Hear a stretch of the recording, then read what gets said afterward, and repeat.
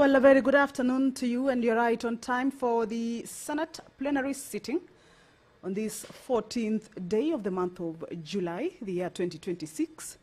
This is a live broadcast of the Senate proceedings streaming from the Senate chambers, Parliament buildings, and it is a broadcast that is brought to you by the Parliamentary Broadcasting Unit in partnership with the Kenya Broadcasting Corporation. A warm welcome to you, and we're glad that you're joining us for these proceedings this afternoon. Just about a minute and a few seconds to 2:30 in the PM. That is the time allocated for the sitting. And on your screens right now, that is inside the Senate chambers, the House is about to commence, or the sitting is about to commence.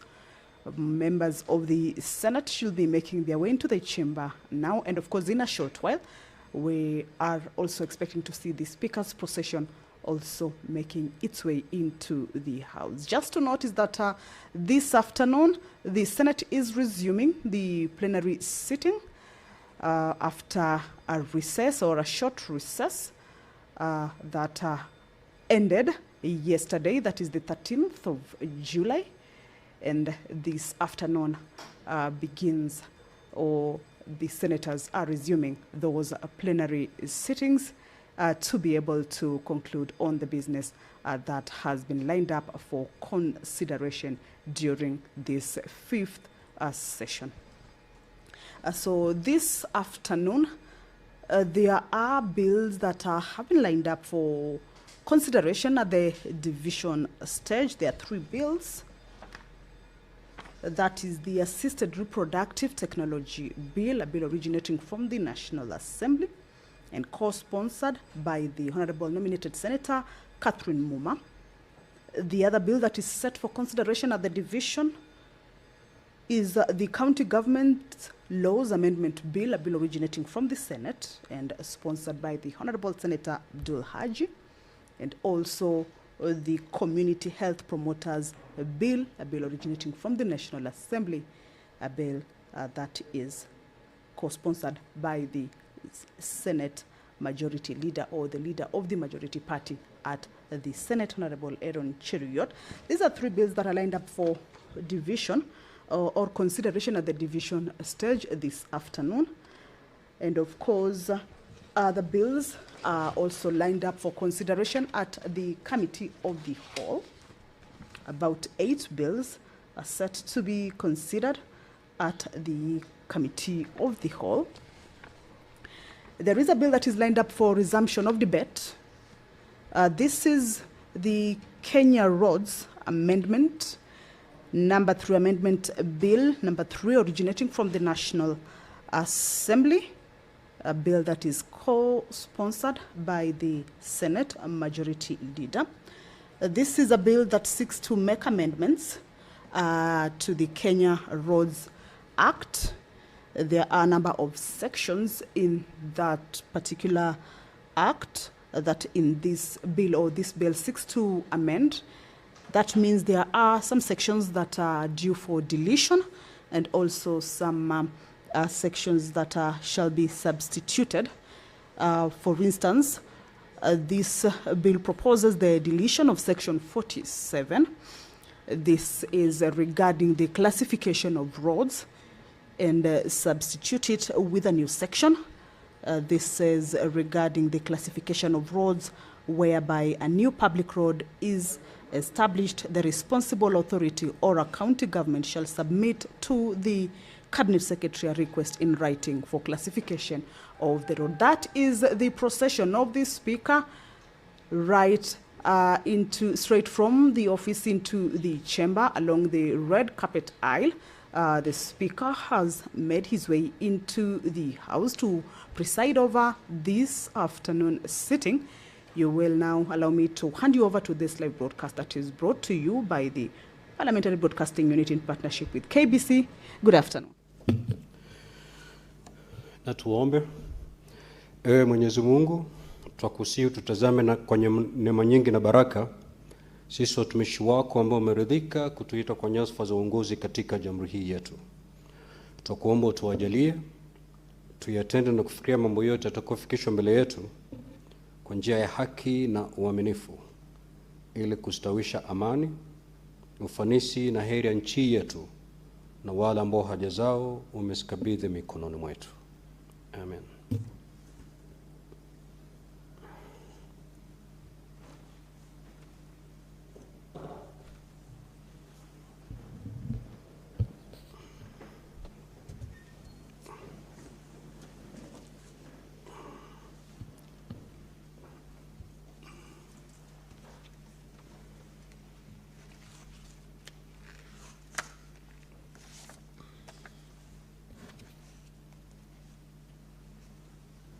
Clerk, do we have quorum? Sergeant at Arms, kindly ring the quorum bell for 10 minutes.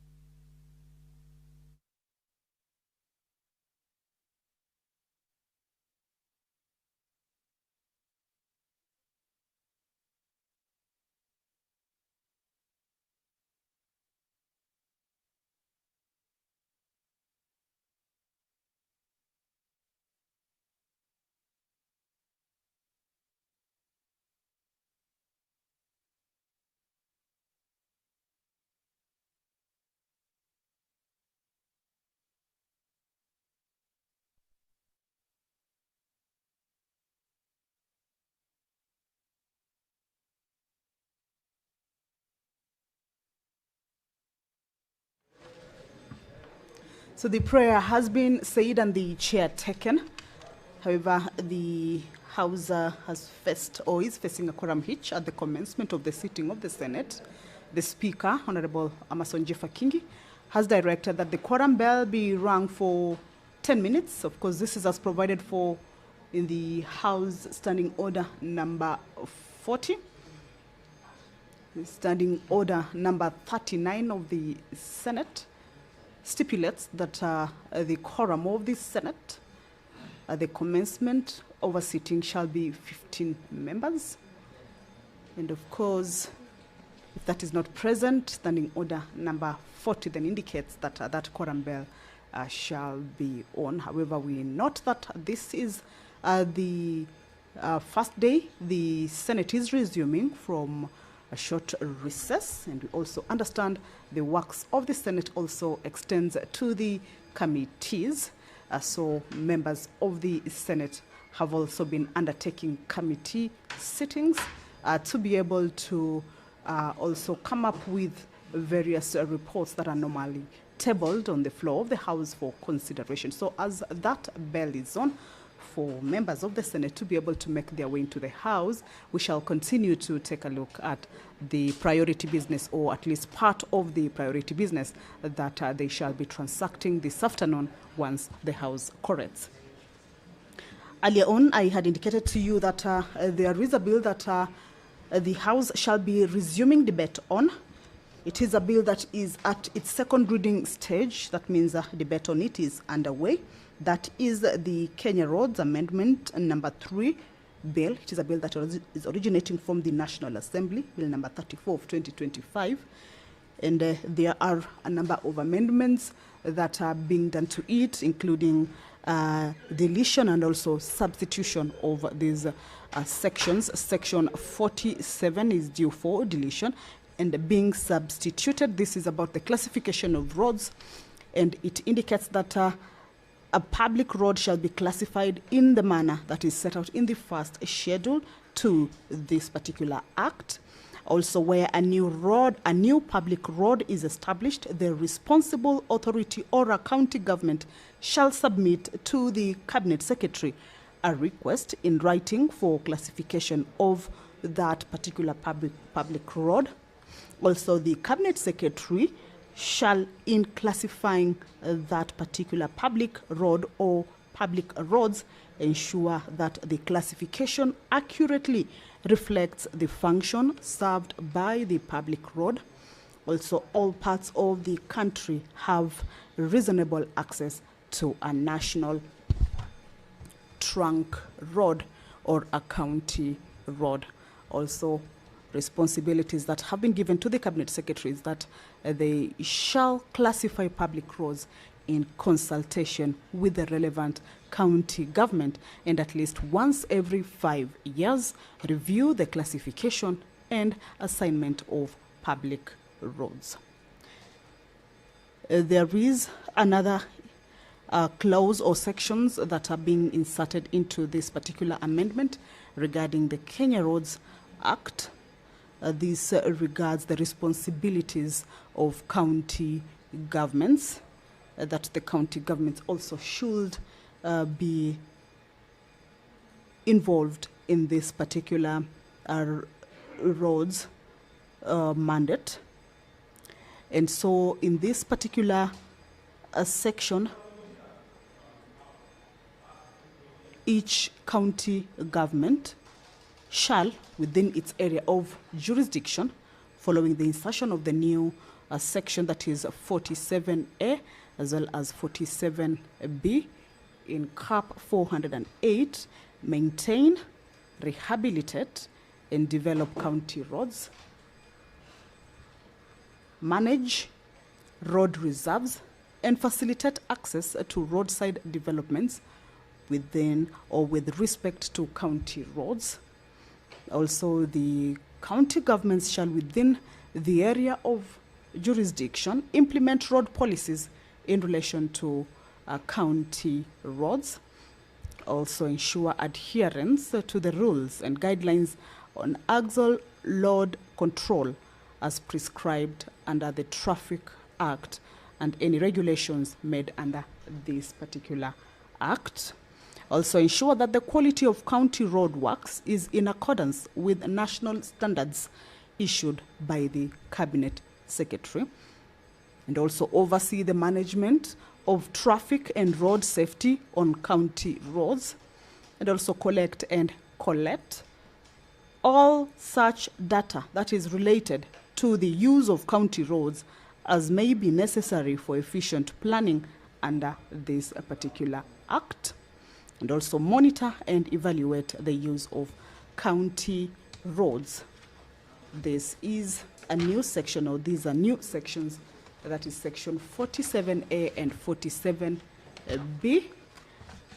The new section also continues to put these responsibilities on the county governments, including they need to plan the development and maintain the county roads, prepare the county investment program and annual county road works programs for county roads, and also coordinate with road authorities or agencies in planning and operations in respect of county roads.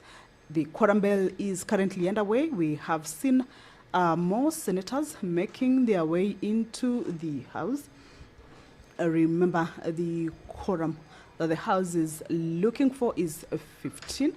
And of course, we have seen a number of members, at least getting to the chamber, and we believe in just a short while, more members shall be able to get into the House, and the House will be able to attain that much needed quorum for it to be able to commence. Also, being the first day after the short recess that the members had proceeded to this afternoon, pursuant to provisions of Standing Order 53, paragraph 1, is that which gives an opportunity for the members to be able to request or to seek for statements from various standing committees. This afternoon, the Senator for Vihiga County, Honorable Godfrey Osotsi, is set to seek a statement from the Standing Committee on Justice, Legal Affairs and Human Rights. This regards the implementation of the government's compensation and reparations program for victims of demonstrations-related violence and enforced disappearances. The Honorable nominated Senator Hamida Kibwana, this afternoon, once the House commences, or once the sitting commences, will be seeking a statement from the Standing Committee on Roads, Transportation and Housing regarding the cases of unregulated developments encroachment on public spaces, and obstruction of roads, pedestrian walkways, and drainage systems in estates within the Nairobi City County.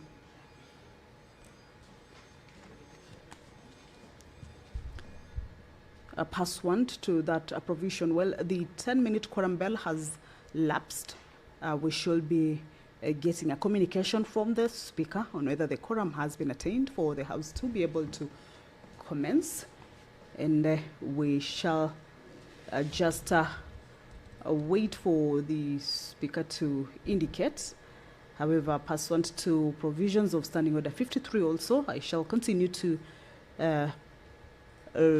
read out these particular statements that the members shall be seeking this afternoon. The Senator for Marsabit County, Honorable Mohamed Chute, will this afternoon seek a statement from the Standing Committee on Energy regarding the state of electricity connectivity in Sesi, Moyale constituency, and also in Luyai, Lupas, Turuya, and all right, let's listen in. Honorable Senators, we do have quorum now. Kindly take your seats. Senator Osotsi and Senator for Kakamega. Clerk, you may proceed to call the first order. Order number 1, administration of oath. Order number 2, communication from the chair.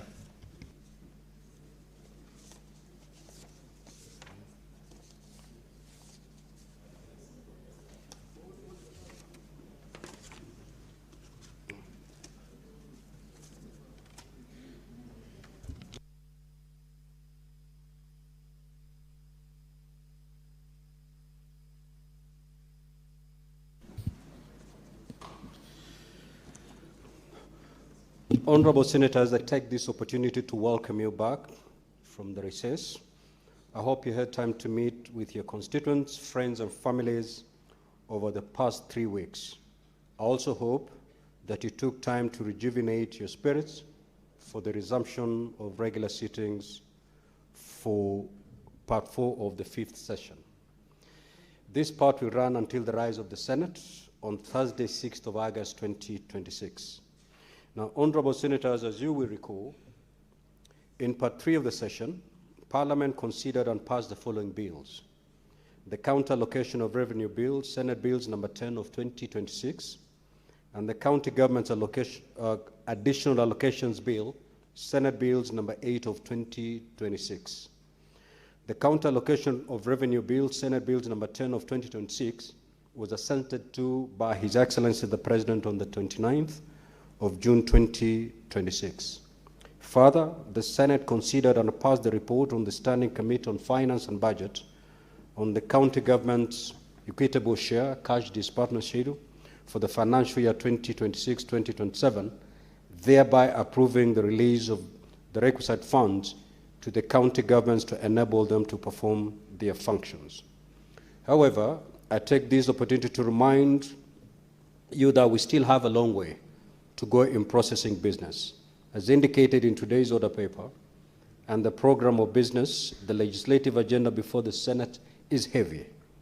To dispense with the business in timely manner, it requires sacrifices to be made on the part of all honorable senators, including coming into the plenary early and sitting through until the rise of the House. Above all, it is imperative that the movers of business listed in the order paper are in the chamber to prosecute the same.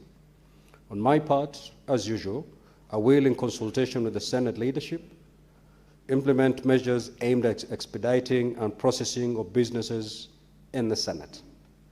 These measures will include the enforcement of time limits on questions and statements, as well as the allocation of time for motions and bills in accordance with the standing orders.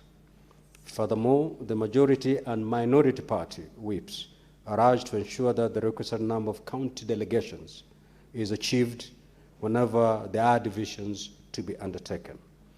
Honorable Senators, as I conclude, I wish to reiterate that my office remains open and accessible to all senators for consultations, and support in fulfilling your constitutional duties. I wish you a fruitful engagement in part 4 of the 5th session. I thank you. Next order.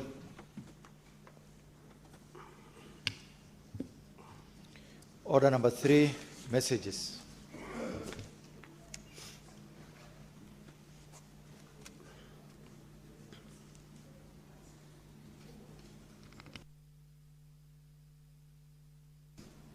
Senator Koreri, you may want to greet your colleagues later so that we proceed with business. Now, honorable senators, I have several messages to report to you. I wish to report to the Senate that pursuant to Standing Order 46.3 and 4, I received the following message from the Speaker of the National Assembly regarding the passage by the National Assembly of the Quality Healthcare and Patient Safety Bill, National Assembly Bill number 41 of 2025. The message, dated Thursday, 18th of June 2026, was received in the office of the Clerk of the Senate on Tuesday, 23rd June 2026, when the Senate had proceeded on recess. It was subsequently circulated to all honorable senators via letter dated 24th of June 2026. Now, pursuant to Standing Order 46.5, I now report the message. Whereas the Quality Healthcare and Patient Safety Bill, National Assembly Bill number 41 of 2025, was published via Kenya Gazette Supplement number 144 of 17th of July 2025 as a bill seeking to provide for the responsibility of the national and county governments in the realization of quality of healthcare for patients, to provide for the establishment, powers, functions of the Quality Healthcare and Patient Safety Authority, registration, licensing, accreditation of health facilities, to provide for the setting of standards for quality of healthcare and for connected purposes. And whereas on the 2nd of June 2026, the National Assembly considered the bill and passed it with amendments in the form attached hereto. Now, therefore, in accordance with the provisions of Article 110 of the Constitution and Standing Orders 41 and 142 of the National Assembly Standing Orders, I hereby refer the bill to the Senate for consideration. Honorable Senators, pursuant to Standing Order number 163, which requires that a bill which originates in the National Assembly be proceeded with by the Senate in the manner as the bill introduced in the Senate by way of first reading, in accordance with Standing Order 144, the bill has been accordingly listed in the order paper. I thank you. Again, honorable senators, I wish to report to the Senate that pursuant to Standing Order 46.3, I received a message from the Speaker of the National Assembly regarding the passage by the National Assembly of the Kenya National Library Service Bill, National Assembly Bills number 20 of 2023. The message, dated Wednesday, 1st of July 2026, was received in the office of the Clerk of the Senate on Friday, 3rd July 2026, and subsequently circulated to senators via letter dated 7th of July 2026. Now, pursuant to Standing Order 46.5, I now proceed to report the message. Whereas the Kenya National Library Service Bill, National Assembly Bills number 20 of 2023, was published via Kenya Gazette Supplement number 74 of 24th of May 2023 as a bill to give effect to Article 11.2a of the Constitution, to establish the Kenya National Library Service and provide for the management of the Kenya National Library Service. And whereas on Wednesday, 1st of July 2026, the National Assembly considered and passed the said bill with amendments and in the form attached hereto. Now, therefore, in accordance with the provisions of Article 110.4 of the Constitution and Standing Order 142 of the National Assembly Standing Orders, I hereby refer the said bill to the Senate for consideration. Now, honorable senators, pursuant to Standing Order 163, a bill originating in the National Assembly is proceeded with by the Senate in the same manner as a bill introduced in the Senate by way of first reading and in accordance with Standing Order 144.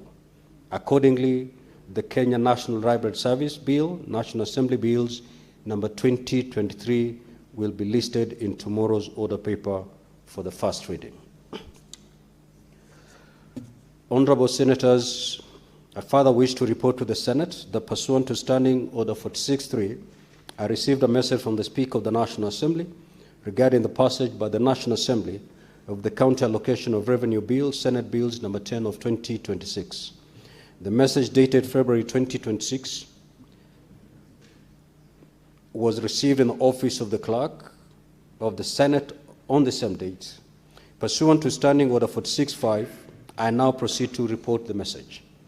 Whereas the County Allocation of Revenue Bill, Senate Bills number 10 of 2026, was published via Kenya Gazette Supplement number 107 of 30th of April 2026 as a bill concerning county governments to provide for, enter earlier, the equitable allocation of revenue raised nationally among the county governments for the year 2026-2027 and the responsibilities of the national and county governments pursuant to such allocations.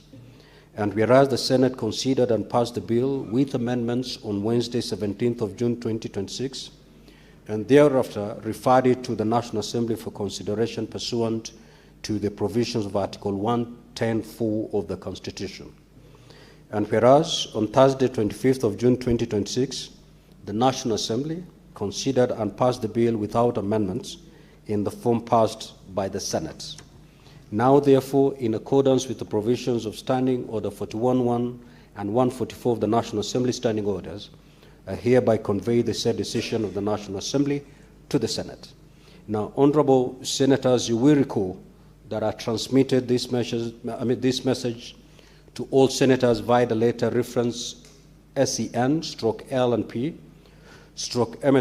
2026 into bracket 01, dated the 26th of June 2026, in accordance with the provisions of Standing Order 46.5. In that letter, I indicated that in view of the fact that the National Assembly had passed the County Allocation of Revenue Bill, Senate Bill number 10 of 2026 without amendments, I will be referring the bill to His Excellency the President for assent, pursuant to Standing Order 169.1 and Article 110(5) of the Constitution. Honorable Senators, I wish to inform you that the bill was assented to on Monday, the 29th of June 2026.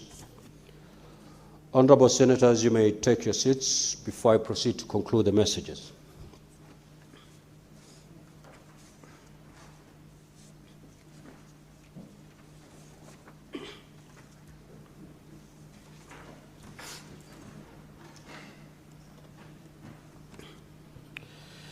Honorable Senators, I wish to report to the Senate that pursuant to Standing Order 46.3, I received a message from the Speaker of the National Assembly regarding the passage by the National Assembly of the Agricultural and Livestock Extension Services Bill, Senate Bills number 12 of 2022. The message dated Wednesday, 1st of July 2026 was received in the office of the Clerk of the Senate on Friday, 3rd July 2026. Now, pursuant to Standing Order 46.5, I now report the message. Whereas the Agricultural and Livestock Extension Services Bill, Senate Bills number 12 of 2022, was passed by the Senate on Wednesday, 21st of February 2024, and thereafter referred to the National Assembly for consideration pursuant to Article 110(4) of the Constitution, and whereas the National Assembly considered and passed the said bill on Wednesday, 10th of June 2026 with amendments in the form attached hereto. Now, therefore, in accordance with the provisions of Article 112(1)(b) of the Constitution and Standing Orders 41.1 and 144 of the National Assembly Standing Orders, I hereby convey the said decision of the National Assembly to the Senate. Honorable Senators, you will recall that this message, together with the schedule of the National Assembly amendments to the Agricultural and Livestock Extension Services Bill, Senate Bills number 12 of 2022, was transmitted to all honorable senators via the letter reference SNN/L&P/message.2026 into brackets 02, dated the 7th of July 2026, in accordance with the provisions of Standing Orders 46.5 and 165.1. In the letter, I did indicate that I had directed the relevant standing committee to consider the National Assembly amendments and table its report in order to facilitate the Senate's consideration of the said amendments. Honorable Senators, the National Assembly amendments were indeed referred to the Standing Committee on Agriculture, Livestock and Fisheries, which is required to table its report on or before Tuesday, 28th of July, 2026. The Senate Business Committee will thereafter appoint a time for the consideration of the motion on the amendments. The House is guided accordingly. Further, I wish to report to the Senate that pursuant to Standing Order 46.3, I received a message from the Speaker of the National Assembly regarding the passage by the National Assembly of the Kenya Sign Language Bill, Senate Bills number 9 of 2023. The message dated the 2nd of July 2026 was received in the office of the Clerk of the Senate on Friday 3rd July 2026. Pursuant to Standing Order 46.5, I now report the message. Whereas the Kenya Sign Language Bill, Senate Bills number 9 of 2023 was passed by the Senate on Wednesday, 21st February 2024, and referred to the National Assembly for consideration pursuant to the provisions of Article 110(4) of the Constitution. And whereas the National Assembly considered and passed the said bill on Wednesday, 24th of June 2026 with amendments as contained in the schedule of amendments attached herewith. Now, therefore, in accordance with the provisions of Article 112(1)(b) of the Constitution and Standing Orders 41 and 144 of the National Assembly Standing Orders, I hereby convey the said decision of the National Assembly to the Senate. Now, Honorable Senators, you will recall that this message, together with the schedule of the National Assembly amendments to the Kenya Sign Language Bill, Senate Bills number 9 of 2023, was transmitted to all Honorable Senators via the letter reference SNN /L&P message 2026 into brackets 02, dated the 7th of July 2026, in accordance with the provisions of Standing Orders 46.5 and 165.1. In the said letter, I indicated that I had directed the relevant Standing Committee to consider the National Assembly amendments and table its report in order to facilitate the Senate's consideration of the said amendments. Honorable Senators, the National Assembly amendments were referred to the Standing Committee on Education, which is now required to table its report on or before the 28th of July 2026. The Senate Business Committee will thereafter appoint a time for the motion for consideration of the amendments by the House. The House is guided accordingly. Finally, I wish to report to the Senate that pursuant to Standing Order 46.3, I received a message from the Speaker of the National Assembly regarding the passage by the National Assembly of the County Government's Amendment Bill, Senate Bills number 25 of 2023. The message dated Thursday, 2nd of July 2026 was received in the office of the Clerk of the Senate on Friday, 3rd July 2026.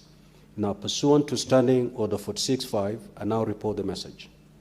Whereas the County Government Amendment Bill, Senate Bills number 25 of 2023, was passed by the Senate on Thursday, 2nd of May 2024, and thereafter referred to the National Assembly for consideration pursuant to the provisions of Article 110(4) of the Constitution, and whereas on Wednesday, 1st of July 2026, the National Assembly considered and passed the said bill with amendments as contained in the schedule of amendments attached herewith.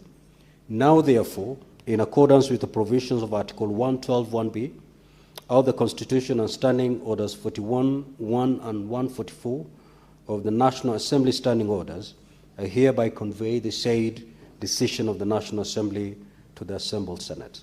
Now, Honorable Senators, you will recall that this message, together with the schedule of the National Assembly amendments to the county governments Amendment Bill, Senate Bills number 25 of 2023, was transmitted to all senators via a letter reference SEN/L&P message 2026 into brackets 02, dated the 7th of July 2026, in accordance with the provisions of Standing Orders 46.5 and 165.1.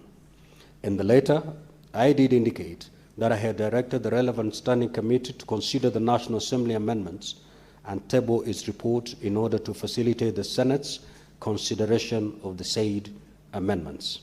Now, honorable senators, the National Assembly amendments were indeed referred to the Standing Committee on Devolution and Intergovernmental Relations, which is required to table its report on or before Tuesday, 28th of July, 2026.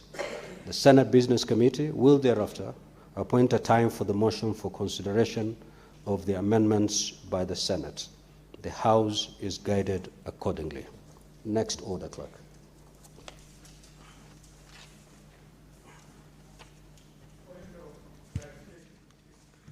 Yes, Senator for Kakamega, you may proceed. Mr. Speaker, I want to thank you for that communication, and also thank the National Assembly for the quick action they took on our business on the matter of county allocation of revenue bill. I also want to thank the President for signing. Mr. Speaker, you have made communications on important issues concerning Kenyans, on health, on agriculture, Mr. Speaker, and on sign language. Mr. Speaker, you have responded by quickly putting the business from the National Assembly as a priority. Could you either explain or give your commitment to this House that when our business goes to the National Assembly, the National Assembly will receive and also prioritize that business with the urgency that it deserves? Because, Mr. Speaker, as you know, there's a lot of our business that sits on the shelves in the National Assembly without action being taken. Mr. Speaker, I thank you.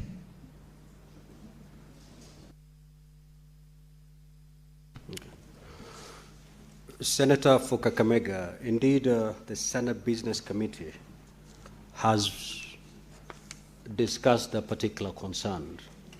I have personally, as your Speaker, taken this matter to the Speaker of the National Assembly. I have written a letter to the Speaker of the National Assembly. I have personally walked across to have a meeting with the Speaker of the National Assembly, and I've been given an undertaking that the business that emanates from this House to our sister House will be given priority, just like we give priority to the business from the National Assembly. So we hope that that undertaking will help us move business that originates from either House. Next order. Yes, Senator Enoch. Thank you, Mr. Speaker, for that assurance. It's actually refreshing to hear that there is a commitment on the other side to fast-track the business that emanates from the Senate. Mr. Speaker, we all know that agriculture is the devolved function.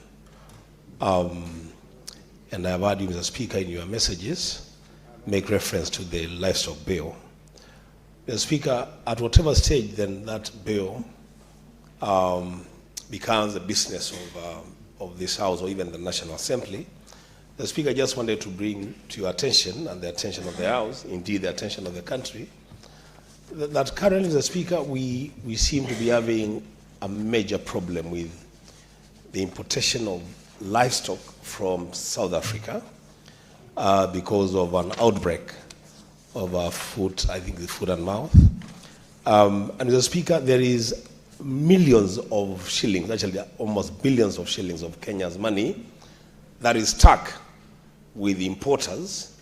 They cannot bring in their animals because their quarantines have been declared in certain regions within South Africa. So, the Speaker, when that matter comes up for debate, if it does, either here or on the other side of the House, then it will be important, the Speaker, to consider the plight of livestock importers, especially those that are bringing in animals from the Southern African region. I thank you, Mr. Speaker. Very well, Honorable Senator. You need not wait until somebody prompts either House to move. You may either by way of a statement or a question directed to the relevant ministry, have this matter addressed. Next order. Order number 4, petitions. The Senator for Nairobi City County, the Honorable Edwin Sifuna. Thank you, Speaker. It's good to see you after the break, and colleagues. I have a petition by informal traders and residents affected by the Kenya Railway projects in Nairobi. We, the undersigned, citizens of the Republic of Kenya, residents and former traders of Laini Sabah market operating within Laini Sabah and Woodley wards in Kibra constituency, draw the attention of the Senate to the following. Number 1, that we are informal traders and residents affected by the Kenya Railways project in Laini Sabah and Woodley wards in Kibra constituency, who have for many years occupied the areas for trade and livelihood and were duly identified and enumerated as project-affected persons. That despite our long-standing occupation and prior enumeration, Kenya Railways Corporation has subjected us to intimidation, harassment, selective demolitions, arrests of leaders, backdated notices, forced evictions, and displacement without due process or fair administrative action. That the timing of the demolitions and evictions has often coincided with peak business periods, thereby disrupting our businesses, livelihoods, and economic survival. That the actions complained of amount to unfair, oppressive, and discriminatory treatment against marginalized traders and residents. That the actions were carried out without proper public participation, transparency, and a failure to uphold accountability in the planning, procurement, implementation, and relocation processes affecting the petitioners. That the failure by relevant public bodies to properly coordinate the resettlement and relocation process has precipitated and worsened the crisis facing the petitioners. That the purported resettlement and relocation facilities provided are structurally deficient, inadequately designed, economically unviable, insecure, and lack basic amenities and supporting infrastructure including water, sanitation, access roads, and disability-friendly facilities. That we have made the best efforts to have these matters addressed by the Nairobi City County and national government officials, written complaints to Kenya Railways and relevant ministries, all of which have failed to give a satisfactory response. That none of these issues raised in this petition are pending in any court of law, constitutional, or any other legal body. Wherefore, your humble petitioners pray that the Senate investigates this matter with a view to recommending that the affected traders and residents are 1, granted appropriate compensation for the loss and disruption suffered as a result of the Kenya Railways project, and 2, be resettled in adequate, safe, and functional facilities to enable them sustainably carry on their trade and livelihoods. Reported by Senator Sifuna, Senator Nairobi County. I thank you, Honorable Chair. Thank you, Honorable Senator. Now, Honorable Senators, pursuant to Standing Order 238.1, I commit the petition to the Standing Committee on Roads, Transportation and Housing. And in terms of Standing Order 238.2, the said committee is required in not more than 60 calendar days from the time of reading the prayer, which is today, to table its report in the Senate for consideration. Next order. Order number 5, papers. The Senate Majority Leader.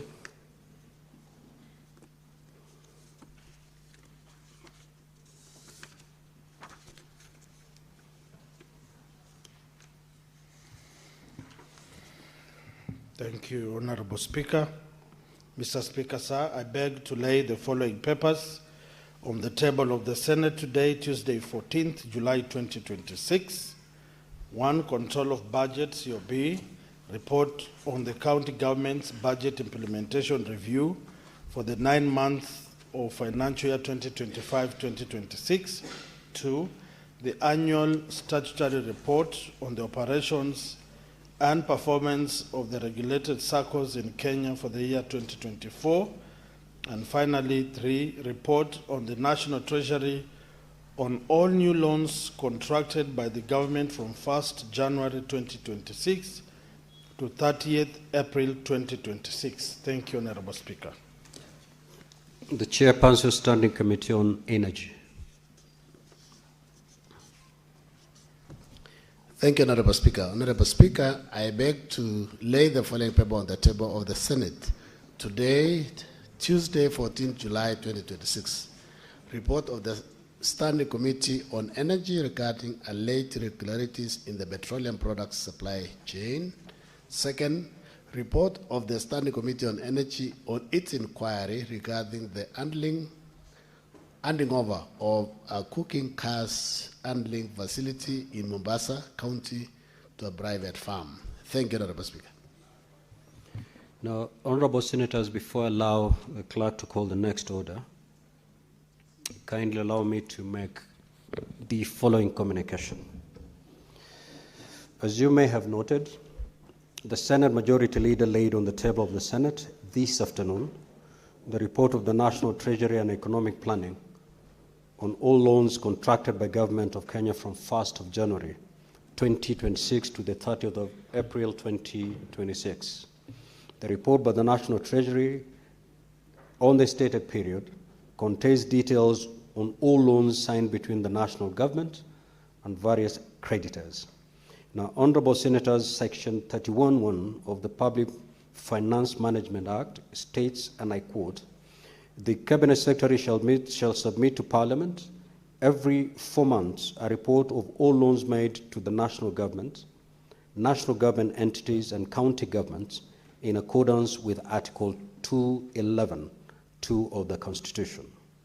Now, pursuant to Section 31(3) of the Public Finance Management Act, the report submitted to Parliament should contain the following: the names of the parties to the loan, the amount of the loan and the currency in which it is expressed and in which is repayable, the terms and conditions of the loan, including interest and other charges payable, and the terms of repayment, the amount of the loan advanced at the time the report is submitted, and the purpose for which the loan was used, and the perceived benefits of the loan, and such other information as the Cabinet Secretary may consider appropriate.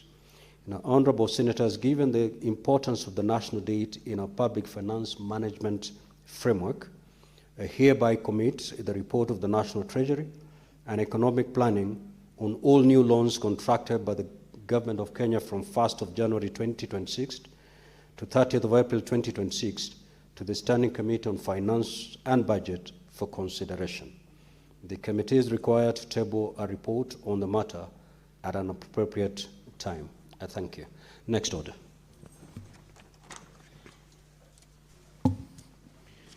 Order number 6, notices of motion. Chairperson, Standing Committee on Energy.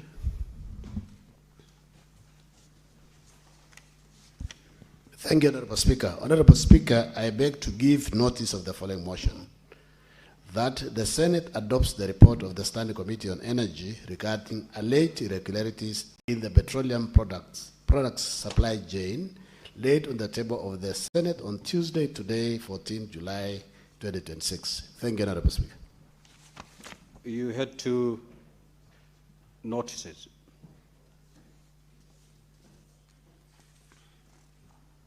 Scene 1. Thank you, Honorable Speaker. I beg to give notice of the following motion: that the Senate adopts the report of the Standing Committee on Energy on its inquiry regarding the handing over of a cooking handling facility in Mombasa County to a private farm laid on the table of the Senate today, Tuesday, 14th July 2026. Next order. Yes, Honorable Mutata, Senator. Yes, Mr. Speaker, sir. Thank you for the opportunity. What my inquiry regards the report that has been tabled. I made a statement, a request for a statement on the floor of the House. It went to the Committee of Energy. The Minister made a preliminary report, or the Minister responded to my statement. I was dissatisfied. Then the committee decided to short-circuit the process by going into an inquiry mode, and I've tabled an inquiry here, an inquiry report, without responding to my statement. My statement was precisely on the issue that has been tabled here. And I think before we debate that report, I would require some clarification of what really happened. And in that inquiry, I was not invited. I'm just hearing of it on the floor of this house right now. So I would need some guidance on really, if that's how we're going to conduct business in this house. Thank you, Honorable Senator Omtata. I will look into it and give guidance on the matter in the next. Let me give an indication as Tuesday next week. Thank you. Questions and statements. Clerk, had you called this order? Order number 7, questions and statements. Now, request for statement pursuant to Standing Order 53-1. The Senator for Vihiga County, the Honorable Osotsi.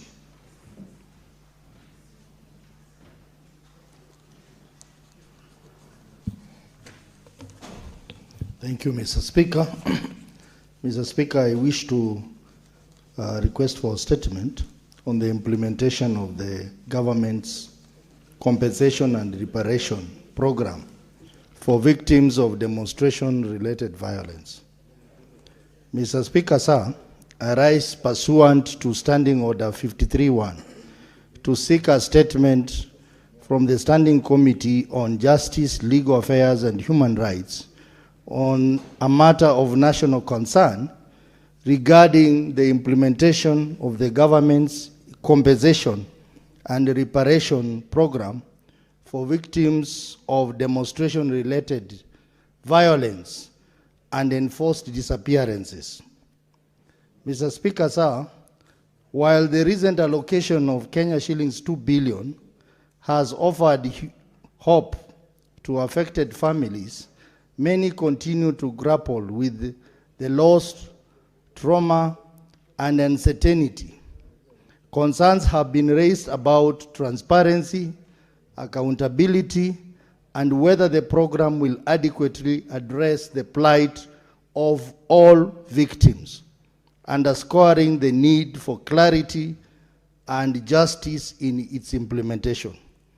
In the statement, the committee should address the following: the criteria used by the government and the relevant agencies to identify the victims or beneficiaries, including verification processes, categories of victims, claims received, and timelines for disbursement of compensation.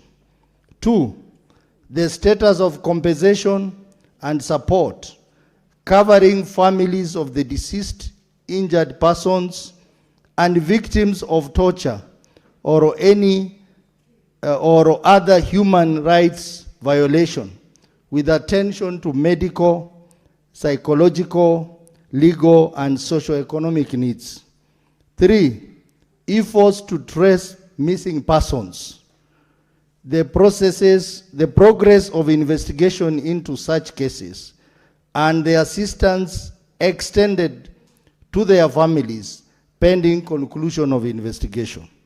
4, accountability measures including investigation, prosecution, disciplinary action against those implicated in unlawful killings, torture, and other human rights violations and enforced disappearances. 5, the steps being taken by the government to prevent future violations during public demonstration, political rallies, including reforms, oversight mechanisms, and other implementation of recommendations from the Kenya National Commission on Human Rights and other relevant bodies. Thank you, Mr. Speaker. Honorable Senator Hamida Kibwana.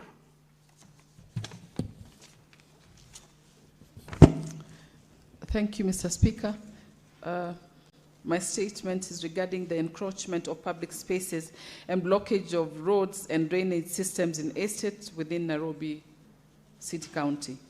Mr. Speaker, sir, I rise pursuant to Standing Order 53-1 to seek a statement from the Standing Committee on Roads, Transportation and Housing on a matter of a county-wide concern regarding the increased cases of unregulated developments, encroachment on public spaces, and obstruction of roads, pedestrian walkways, and drainage systems in estates within Nairobi City County.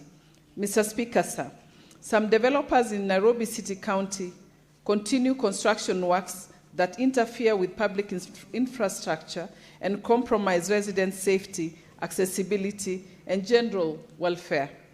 These practices include excavating plots from beacon to beacon, obstructing access roads with construction materials, encroaching on pedestrian walkways, extending curb works to the edge of public walkways, and blocking drainage systems.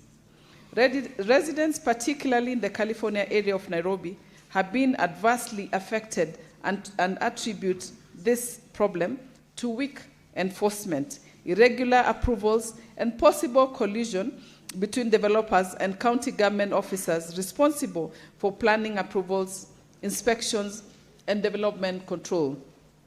In the statement, the committee should address the following: the status of enforcement of development control regulations in estates within Nairobi City County, particularly the California area, including whether ongoing and recently completed developments comply with approved building plans, zoning requirements, setbacks, road reserves, public safety standards, and whether any approvals have been granted for developments that encroach on public roads, pedestrian walkways, drainage channels, or other public utility spaces.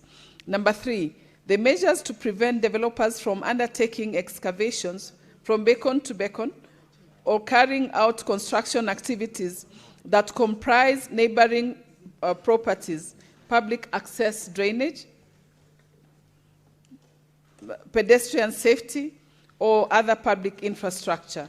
Number 3, the action taken against developers who encroach on public utility spaces or who obstruct public roads with construction materials during construction, including any enforcement notices, penalties, restoration orders, stop orders, or other sanctions issued.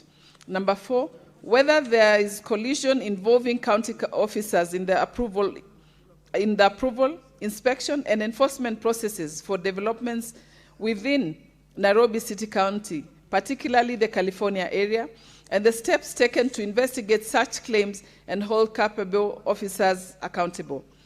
Finally, the immediate measures being undertaken and the timelines for implementation to restore blocked roads, pedestrian walkways, and drainage systems, including the removal of encroachments and other obstructions affecting public access and safety. I thank you, Mr. Speaker. The Senator from Marsabit County, the Honorable Mohammed Chute, who has 4 statements.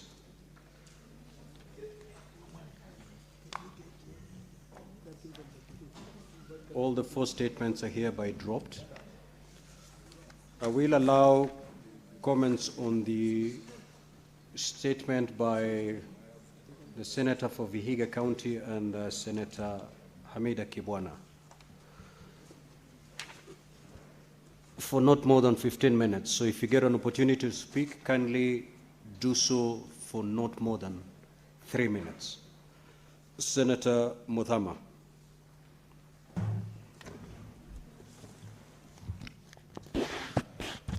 Thank you, Mr. Speaker, for giving me this opportunity. And I want to welcome all of us again after the session that we had to visit our counties. Mr. Speaker, I want to comment on the statement by Senator Osozi of Vihiga about the compensation of the people who have been killed through demonstrations. Mr. Speaker, I want to thank the President for the compensation, but also to say that the compensation of the money is not enough. The committee should go ahead and seek justice for the departed lives. And Mr. Speaker, it would be also very important for the same families to be cancelled, provide psychosocial counseling for the families so that they can go through the mourning and the separation from their loved ones with medically being cancelled so that they can learn how to live without their loved ones. Mr. Speaker, it is very painful when a child leaves home going on their own businesses and then they lose their lives. And when the parents are at home waiting for them and the siblings, they just get the news that somebody has been shot. Mr. Speaker, this should stop with immediate effect because killing people while demonstrating does not solve any solution. So the committee which will handle this matter should dig deeper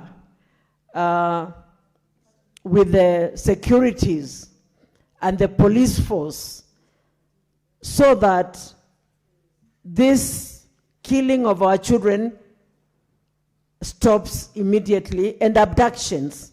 Mr. Speaker, many of these people are abducted and many of them never appear. Their parents never get the bodies of their children to bury, and they don't even know where the children are. This is mental torture. And so that is why I'm saying that we should have rehabilitation centers for counseling so that these people can be counseled to learn how to live with this. And people... Senator Mutinda.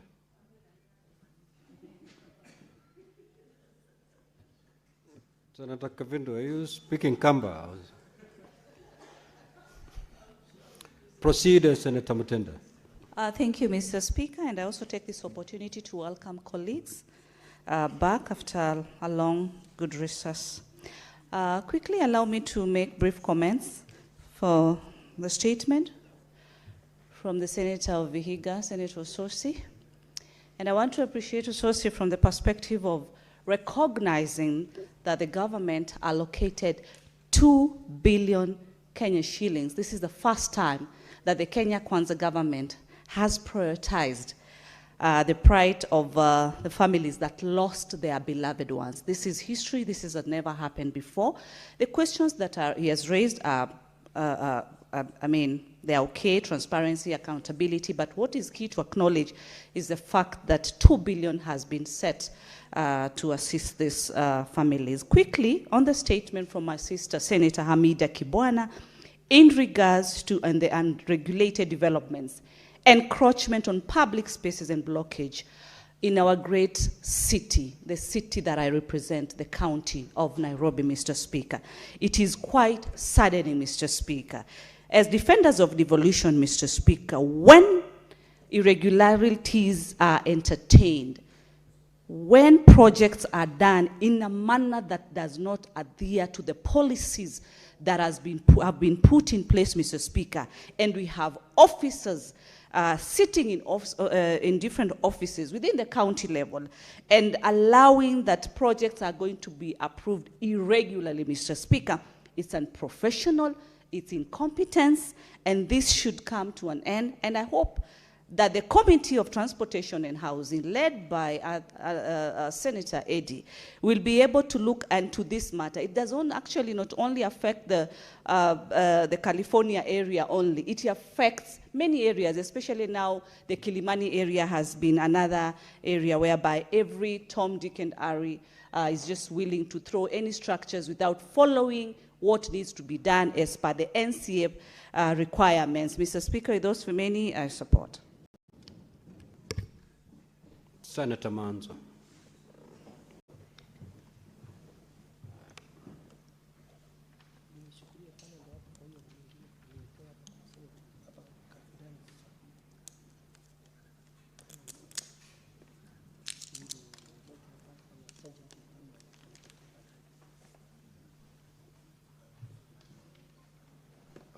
Thank you, Mr. Speaker. Mr. Speaker, I would like to comment on the statement by Senator Ososi. Mr. Speaker, Makwiny as a county was affected, and while this exercise was going on of compensation, some of the well-known cases in Makwiny, like one of a young man called Brian, who was a university going student, was just about to report, Mr. Speaker, got shot at the town when the mother of a Mali, when the mother had sent him to buy milk and bread, and he was carrying that, and a known police officer who is an AP in the region, Mr. Speaker, shot him and died, and then he ran and hid himself in one of the local banks there, Mr. Speaker. And the bank had to be brought down by people for this officer to be removed, arrested, and handed over to the OCS in Mali. That officer is known. No prosecution has been done to him. And when it came to this compensation, the mother rang me and said she was being given a lot of problems, Mr. Speaker, related to this. This was the only child. She's the only relative around. But there were issues as to other relatives, succession. And the last we talked with her, she was very stuck. And then compensation was unable to be processed for her. Similarly, in Kinyambo, Kibwezi, Makwiny County, there's a young man called Stephen Kavingo who disappeared with the Mulolongo 4. 2 were found dead, 2 have never been found. Stephen Kavingo and Mr. Karani from Yatta. And the one, Zuko, was buried in a place called Kilungu. And I'm the one who went there to make sure that from the DNA identification and all those things were done. But again, this person left young family.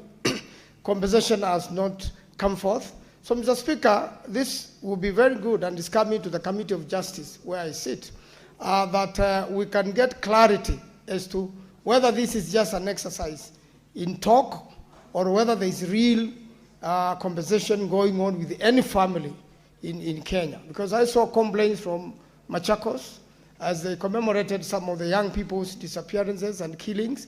We really want, as a committee, to look at it and make sure that, Mr. Speaker, everything comes to light, and summon, as a committee of parliament, as a committee of justice, all those people involved so that they can come and tell us what is happening, bring the data, bring the figures, bring the names, so that the whole country can know. This is public money, Mr. Speaker, and I believe it be public money.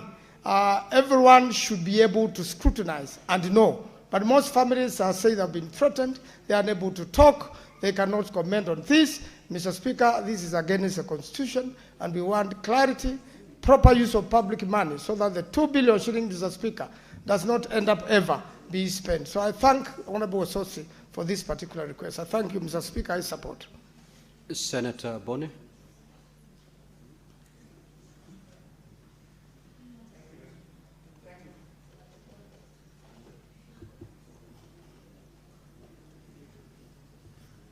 Thank you, Mr. Speaker. Mr. Speaker, I would like to commend the Senator of Vihiga in respect of his statement on the extrajudicial killings. He has raised a very valid point, Mr. Speaker, of the selection criteria of who benefited. This draws the attention of the people of Kakamega immediately because, Mr. Speaker, during the recent demonstrations in Kakamega, specifically Kolomani constituency, over mining rights, tens of people were injured, property was destroyed, primary schools were run down, Mr. Speaker, and young people lost their lives. We would like the committee, Mr. Speaker, to tell us why the following children, young artisanal miners who were shot dead, have not been included on the list. 1, Mr. Speaker, Conrad Ashioya Esese. 2, Sakaria Shtendeza. 3, Wilberforce Ichechi. And 5, Duncan Ochieng. Why were they not on the list of beneficiaries? Number 2, why were leaders who were arrested and harassed for defending these children, why were they not put on the list of compensation? Specifically, nominated member of the County Assembly of Kakamega, Mama Ann Maliho, a woman in her 60s, Mr. Speaker. She was beaten in her house before her own children, before her own husband, and taken to Kakamega after being rotated around in the night, Mr. Speaker. Why was she not compensated? Mr. Speaker, why were the parents of the young girls who were raped during this spate of violence by the police not compensated? And finally, Mr. Speaker, the committee should tell us what action is being taken against the people who gave orders to the police to attack those victims of extrajudicial killings. And when I say people, I mean the people with authority, including the Inspector General and the Minister in charge of security in this country. Why should people be being given money when the fellows... Senator Olekina.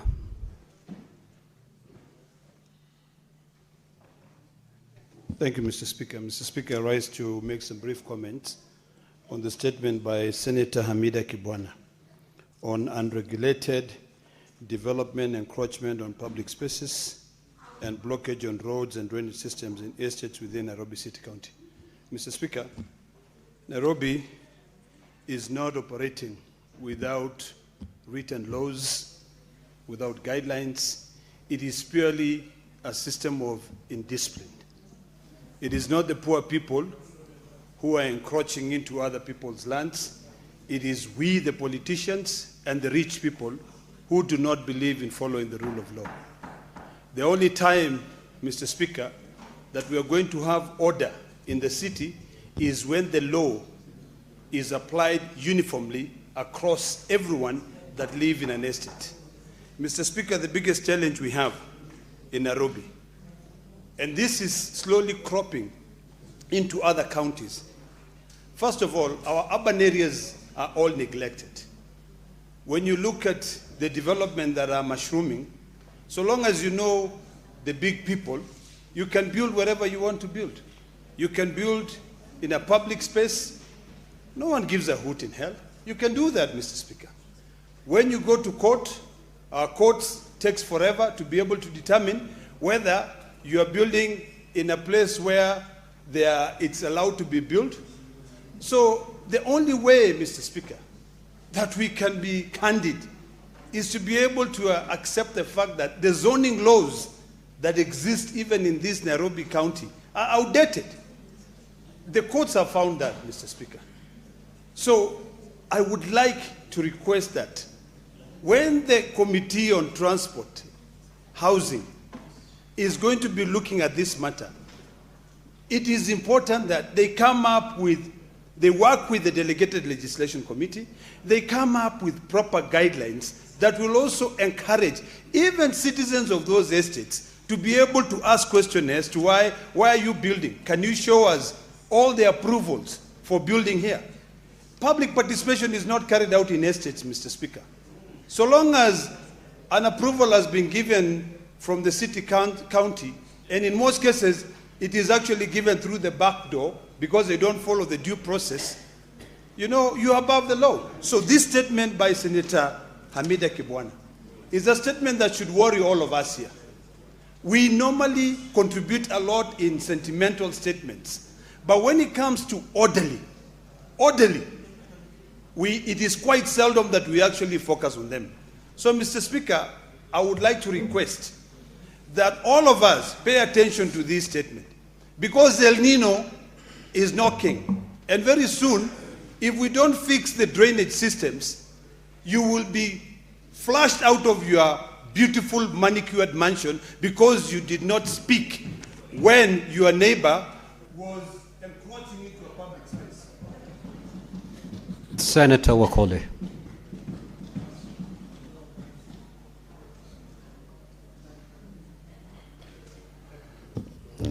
Asante sana Mheshimiwa Spika kwa nafasi hii. Kwanza ni kushukuru Rabuka kwa kutupa buheri wa afya baada ya likizo fupi.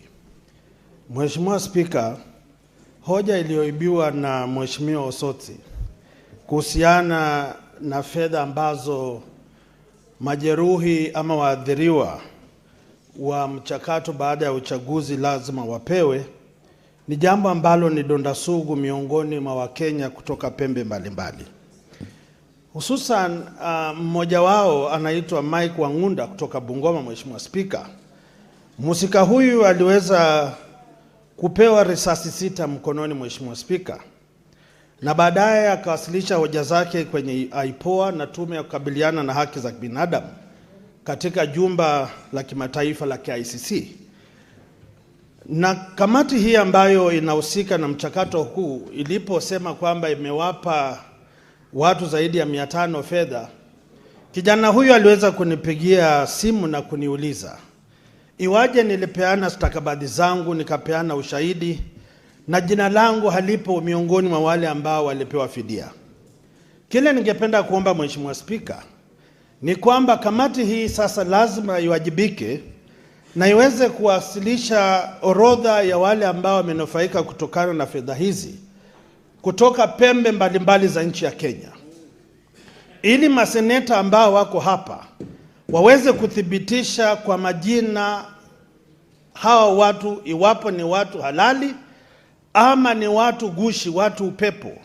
Kwa lugha kule nyumbani wanasema watu mashietu. Mheshimiwa Spika, lazima tuthibitishe, kwa sababu Kenya hii, iwapo kuna orodha ya wafanyakazi gushi ambao wanapewa mishahara, lazima tumakinike kwamba uweza kuna majeruhi ama waathiriwa gushi, na bilioni 2, Mheshimiwa Spika, si pesa kidogo ambazo zimetolewa kutoka mkoba wa serikali. Hoja ya pili ambayo imehubiriwa hapa na Mheshimiwa Amida kuhusiana na watu kunyemelea ardhi ya umma, sio jambo la Nairobi peke yake. Mheshimiwa Spika, mimi kama seneta wa Bungoma, maeneo ambayo maji taka lazima yapite, maji hayapiti. Mheshimiwa Spika, wanakandarasi ambao wamepewa kazi wanafanya tu kazi kiuzembe. Mheshimiwa Spika, wanalipwa na serikali ya Mheshimiwa Ken Lusaka na wanapiga makofi kana kwamba watu wachochole maskini wanafurahia na utepetevu huu.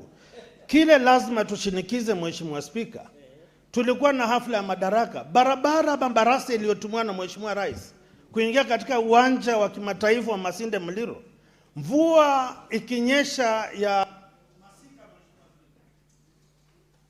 Senator Sifuna.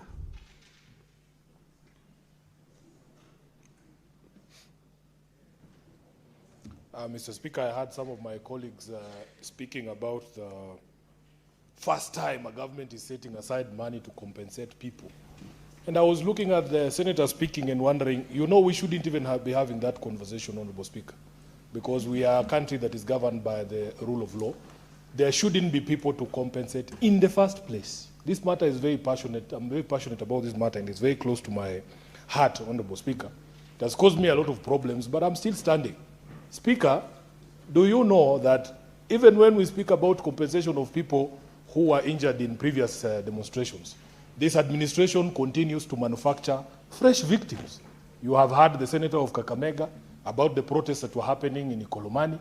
People here, the senators here are aware that we lost 2 people in Laikipia who were protesting the decision by this government to set up an Ebola containment facility in Laikipia. We are manufacturing more victims before that 2 billion shillings hits the accounts of the people we killed in previous protests, Honorable Speaker. Those of you, I know we were on recess, those of you who were around Nairobi during the anniversary of the June 25th protests, and even Sabasaba, Honorable Speaker, this entire city was cordoned off. There was nothing happening in Nairobi. We had the very same things we've been protesting that we don't want to see police behaving the way they were behaving in other protests. We saw them just a few weeks ago, Honorable Speaker, during Sabasaba. So it is not something that anyone should take pride in. I have had occasion to speak to the people in this country. Many of them will tell you they would rather have their children back than that money that people are waxing lyrical about here. Honorable Speaker, therefore, for me, yes, we want that compensation to be paid, but it's not something to take pride in. In fact, we should be pushing for justice and an end to the sort of behaviors that cause these people to die in the first place. Secondly, on the statement by Senator Hamida, you know, Speaker, in this city there used to be a time when we had proper leadership, when the times when people like Raila Odinga were in government. If you have built a structure on a road reserve, that structure used to be removed. I don't understand where we lost I don't understand where we lost that practice, Honorable Speaker. Those of you who remember, there was a very big building opposite Timol on Langata Road that had been built on a river. And I remember we had this, we are securing our riparian areas. That building was brought down. When we were building the southern bypass, Honorable Speaker, instead of the government telling the people who have built houses on the southern bypass, we went and carved space inside our national park to make room for the southern bypass. How I wish, Honorable Speaker, we could all agree that it is extremely selfish. Can you imagine the entire city coming to a standstill after rains and all of us drowning there just because one person has decided that they have to put a building on a water? It is extremely selfish. Senator Wakabubi.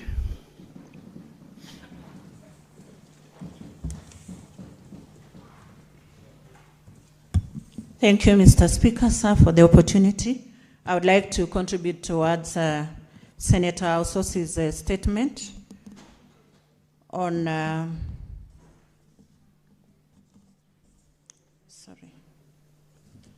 Senator Ososi's statement on implementation of compensation. One, I also want to recommend or rather laud the government for taking that concrete step on compensating the verified victims. That is an indication of the government's commitment to justice, reconciliation, and national healing. And in addition to compensation, I also feel that prevention is more critical, and it is time for us to make, or rather strengthen our security agency systems to expedite the investigations and do conclusive reports about what is going on. I also want us to look at the value of Kenyans enjoying their constitutional rights to life, dignity, and peaceful assembly. It is constitutional, or it is rather laid down in the Constitution, that picketing is allowed, but let us uphold the peaceful demonstrations to avoid such like issues whereby they are used as a cover of criminality, destruction of property, and even attack on the law enforcement officers. Finally, I want to urge the relevant committee to ensure that the compensation process is transparent, fair, and victim-centered, with genuine claimants treated equally regardless of political affiliation, ethnicity, or social status. And as leaders, we have to support such like initiatives to promote justice while safeguarding peace, national unity, and the rule of law for the benefit of all Kenyans. I also want to comment on Senator Hamida's point on encroachment. I think it is driven by the rapid urbanization, whereby people are out to grab public land to settle themselves, and it is affecting our lands, mostly the riparian grounds, and even informal structures that are raised or mounted along the road reserves. We have billboards that are mounted all over, and this mounting tends to snatch away land that is meant for maybe public development. And it also affects... Senator Muma. Thank you, Honorable Speaker, for the opportunity to speak to two statements. The statement by Senator Osotsi and the one by Senator Hamida. Honorable Speaker, on the first statement, I would want to call on all of us in the political space as the leaders, and also those in the governing political faction, that this country needs to step back from this habit that is happening of intolerance, of not allowing people to have divergent views, of stepping up against people exercising their freedoms. I think it is not good for anybody, it's not good for government, it's not good for opposition. It's degenerating into the issue of goonism, and I don't think the answer can merely be that we are now compensating. And I want to remind us, this is not the first time we are compensating. We actually compensated victims in Mau, victims of Kiamba. Can we do our history to find out how we have compensated victims of violence in this country? And that has been there. In fact, this issue went to court, and the court ruled about Kenya National Commission on Human Rights, but we have precedent. And I did submit a statement to actually ask internal security to tell us how previous victims were compensated. I don't think it is something we need to be proud of, that there are people who have disappeared and who are yet to be found. I don't think any amount of money can compensate them. I can see the yellow light.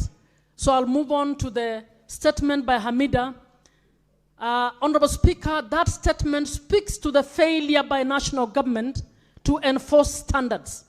The national government and our devolved governance is the one in charge of standards, and it is the county governments are supposed to carry out their mandate in accordance with those standards. But currently, our Committee on Devolution is interrogating how counties are implementing the urban areas and cities law. And, Honorable Speaker, they are not actually implementing this. Towns are not being planned properly. And national government, in fact, there is hardly any intergovernmental sectoral committee between the roads and the other sectors. Senator Chiranke. Thank you, Mr. Speaker, sir. I have seen the statement on the issue of compensation of victims of demonstration related. Mr. Speaker, I want to thank the President for following up on his word on 10-point agenda by ensuring that 10 billion was allocated and provided for. Mr. Speaker, the sponsor of Linda Mwananchi, Uhuru Kenyatta, in the last session committed 10 billion. That money never came out, Mr. Speaker. Mr. Speaker, we must be honest. Senator Chiranke. Yes, sir. Be factual in your statements. Be factual in your statement. Okay. Mr. Speaker, I can confirm when the state of the nation what is the point of order, Senator for Nairobi City Count? Speaker, with all due respect, there is a rule and procedure on how people are required to be factual.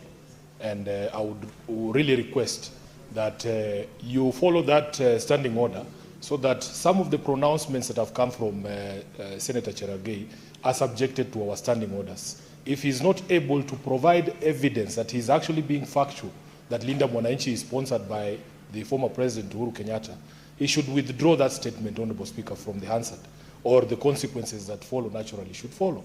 Thank you, Honorable Speaker. Senator Fernandez. You either proceed to substantiate that assertion you've just made, that Linda Mwananchi is being sponsored by the former president. If you don't have, if you're not in a position to substantiate, then just withdraw, apologize, and proceed. Mr. Speaker, can I be allowed tomorrow? Absolutely. Okay. Thank you, Mr. Speaker. Mr. Speaker, and therefore it is honest because during the State of the Nation address, and Senator Ledama was there, Senator Madzai was there, Senator Wambua, former president committed 10 billion Kenya shillings, and it is on the answer to compensate historical injustice and victims, but it never followed through, Mr. Speaker. So we must appreciate that the president went ahead, ensure that the compensation panel is there, Mr. Speaker. I am happy 674 million has been paid to 505 victims, Mr. Speaker.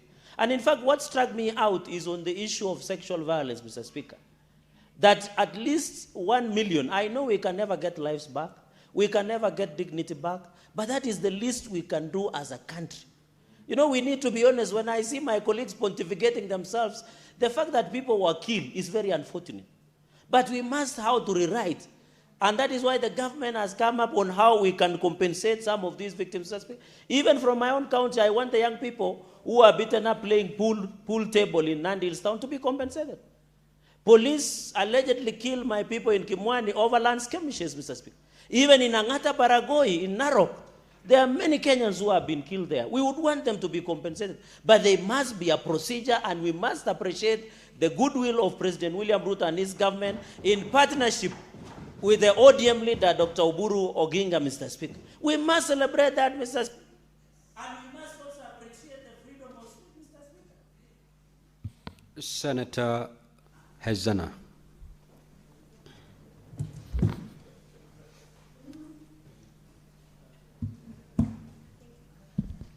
Thank you, Mr. Speaker, and I rise to contribute to the statement by Senator Osotsi, the Senator for Vihiga County, on the implementation of the government's compensation and reparation program for victims of demonstration-related violence. Mr. Speaker, while I appreciate the President of Kenya, in partnership with my party leader, Dr. Uhuru Odinga, in ensuring that we have compensation for the victims of demonstration activities, but then I can't, I do not know whether the compensation will actually heal these families. I think there is also a need to ensure that the families get counseling, guiding and counseling to ensure that the trauma, they survive or come out of the trauma that these families and communities have gone through. And with the same breath, Mr. Speaker, I would wish that we start treating all Kenyans fairly, all Kenyans equally, across the divide, from south to north, from east to west, because each community, Mr. Speaker, deserves to be compensated for the lives it has lost. When we talk about the north, every day we are going through banditry. Our people are being killed on a daily basis.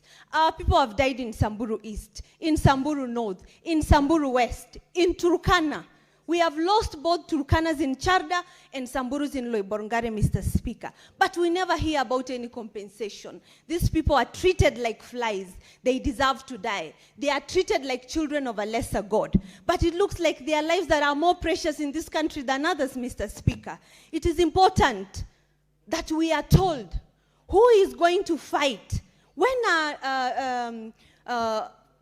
committees like NADCO going to be formed to speak and defend the people in the northern parts of the country and among marginalized and pastoralist communities, Mr. Speaker. Just within this past week, we have lost 3 lives.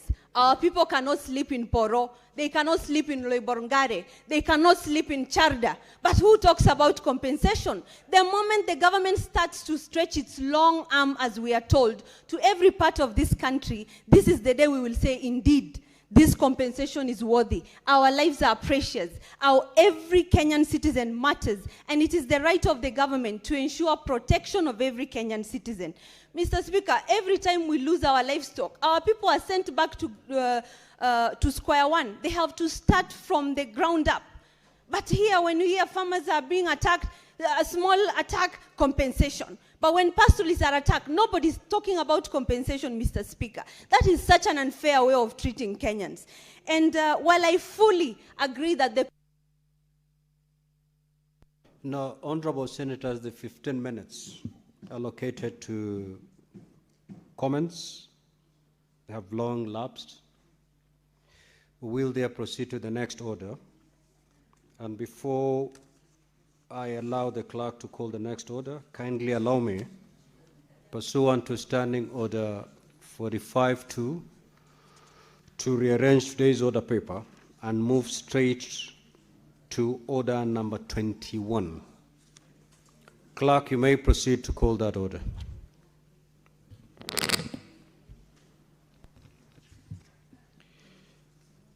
Order number 21, motion. Consideration of a report of the Standing Committee on Justice, Legal Affairs, and Human Rights on its consideration of a petition to the Senate by Mr. Laban Umusundi regarding the enactment of a legal framework to provide for recall of president or a governor through a citizen initiative.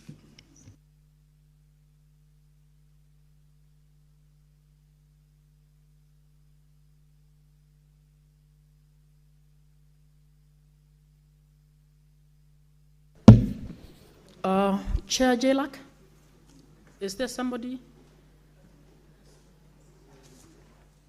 Senator Manzo. Okay. Yeah, Madam Speaker, I would wish to move this report on behalf of the chair of JLAC, the Honorable Wakil, who is not around today. Madam Speaker, on Thursday, 12th February 2026, the Speaker of the Senate reported that a petition had been received from Mr. Laban Omusudi, a citizen of the Republic of Kenya. Senator Manzo? Yes. Please just, what you need to move it as written, eh? Please approach the chair for guidance.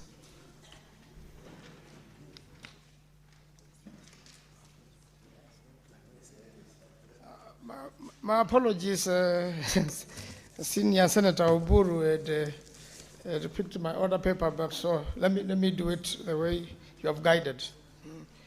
Okay. Okay, you may proceed. This is consideration of a report of the Standing Committee on Justice, Legal Affairs and Human Rights on its consideration of a petition to the Senate by Mr. Laban Omusudi regarding the enactment of a legal framework to provide for recall of the president or a governor through a citizen initiative. The Standing Committee on Justice and Legal Affairs, I move that the Senate adopts the report of the Standing Committee on Justice, Legal Affairs and Human Rights on its consideration of a petition to the Senate by Mr. Laban Omusudi. Honorable Senators, can we have some calm? Regarding the enactment of a legal framework. Senator Manzo, just hold on. Honorable Senators, let's have some calm so that we hear that report in silence. Thank you. Proceed. Regarding the enactment of a legal framework to provide for recall of the president or governor through a citizen initiative laid on the table of the Senate on Thursday, 11th June 2026. Madam Speaker, I would like to go through the report, and I will say that the Committee of Justice considered this petition, whereby, Madam Speaker, through Article 36 of the Constitution, any citizen, any Kenyan is free to make a petition to this House, Madam Speaker, and the petition be presented, read out as the Speaker did, and then considered by the Senate, and a report made, Madam Speaker, of which is that is what we did. And I would like to take members through the report so that they can see what we concluded as a committee on behalf of the Senate, Madam Speaker. Honorable Speaker, on Thursday, 12 February 2026, once the Speaker put this framework, Honorable Speaker, the committee backed on its consideration of the petition, whereupon it held meetings with the petitioner to better understanding of the background, rationale, and justification of the proposed amendments. The committee further invited and received written responses from the Office of the Attorney General, the Independent Electoral Boundaries Commission, the Kenya Law Reform, and the County Assemblies Forum. A summary of the petition is also set out in Chapter 1 of the report, while an overview of the submission received from the stakeholders is set out in Chapter 2. And at the same time, Honorable Speaker, we have presented the petition. It's also annexed here so that members can also check. You will find this in the tablet. It is there. The report is in the tablet. Members can look at it while I present. And also, Madam Speaker, I'm going to summarize so that members can get a feel of what we did as a Committee of Justice. Honorable Speaker, having considered the petition and submissions received from thereon, the committee observed that the Constitution establishes an exhaustive and enclosed framework for the tenure and the removal from office of the President, and outlines the incidents under which the office of the President may become vacant under Articles 142 to 146 of the Constitution. That being the case, Parliament lacks the legislative competence to enact a law providing for citizen-initiated recall of the President, and such a mechanism may only be introduced through a constitutional amendment in accordance with the procedures set out under Articles 255 to 257 of the Constitution. Similarly, a committee observed that grounds for the removal of a county governor from office are set out under Articles 181 of the Constitution, with the procedures of the same outlined under Section 33 of the County Governments Act. Madam Speaker, the committee noted that the proposal to introduce citizen initiative recall of the President touches on the architecture of the executive accountability enshrined in Chapter 9 of the Constitution, and would require a referendum under Articles 255(1)(f), and that the involvement of Parliament and the county assemblies in the removal procedures of the President and county governors is a deliberate constitutional safeguard, ensuring the removal from high office is subjected to institutional scrutiny, public accountability, and due process. That be the case, the committee found that the proposed legislation would contradict and undermine the constitutionality prescribed removal procedures for the two offices, and recommends that it be rejected by the Senate. Honorable Speaker, I take this opportunity to thank the petitioners as well, the petitioner as well as the stakeholders who submitted written comments, which greatly assisted the committee in its deliberations and determination of the petition. I commend the members of the committee for their diligence in executing this assignment, and thank officers of the Speaker and the Clerk of the Senate for the support extended to the committee, which made the consideration of this petition successful. Honorable Speaker, it is now my pleasant duty, pursuant to Standing Order 238-2 of the Senate Standing Orders, to present the report of the committee on Justice Affairs and Human Rights on its consideration of a petition by Mr. Laban Omusudi regarding the proposed enactment of a legislative framework to provide for recall of the President and governors through a citizens' initiative. Basically, Madam Speaker, that is the summary of what we did. And the most important is that Chapter 2, dealt with all the matters related to this, right to petition to Parliament, which is under Article 37 of the Constitution and Article 119, and then Parliament to enact the Parliament enacted the petition to Parliament Procedure Act number 12 of 2012 to make provisions for the procedure for exercise of right. Further, Part 27 of the Standing Orders of the Senate also makes provisions on how this right may be exercised, and all that was followed. And the petition is summarized as follows, that while the Constitution provides for recall of members of Parliament, MPs, and members of county assemblies, it lacks a similar mechanism for the heads of the national and county executive. Concern that Parliament and the county assemblies are often compromised by political patronage, financial inducements, or party intimidation, the petitioner submitted that this compromised oversight leaves the citizens constitutionally stranded when their elected representatives fail to hold the executive accountable. C, that the current impeachment process have become political rituals rather than genuine tools for accountability. Through the proposal to introduce a citizen-initiated recall, the petitioner seeks to provide a direct democratic remedy when leadership grossly violates the Constitution by passing purely political process and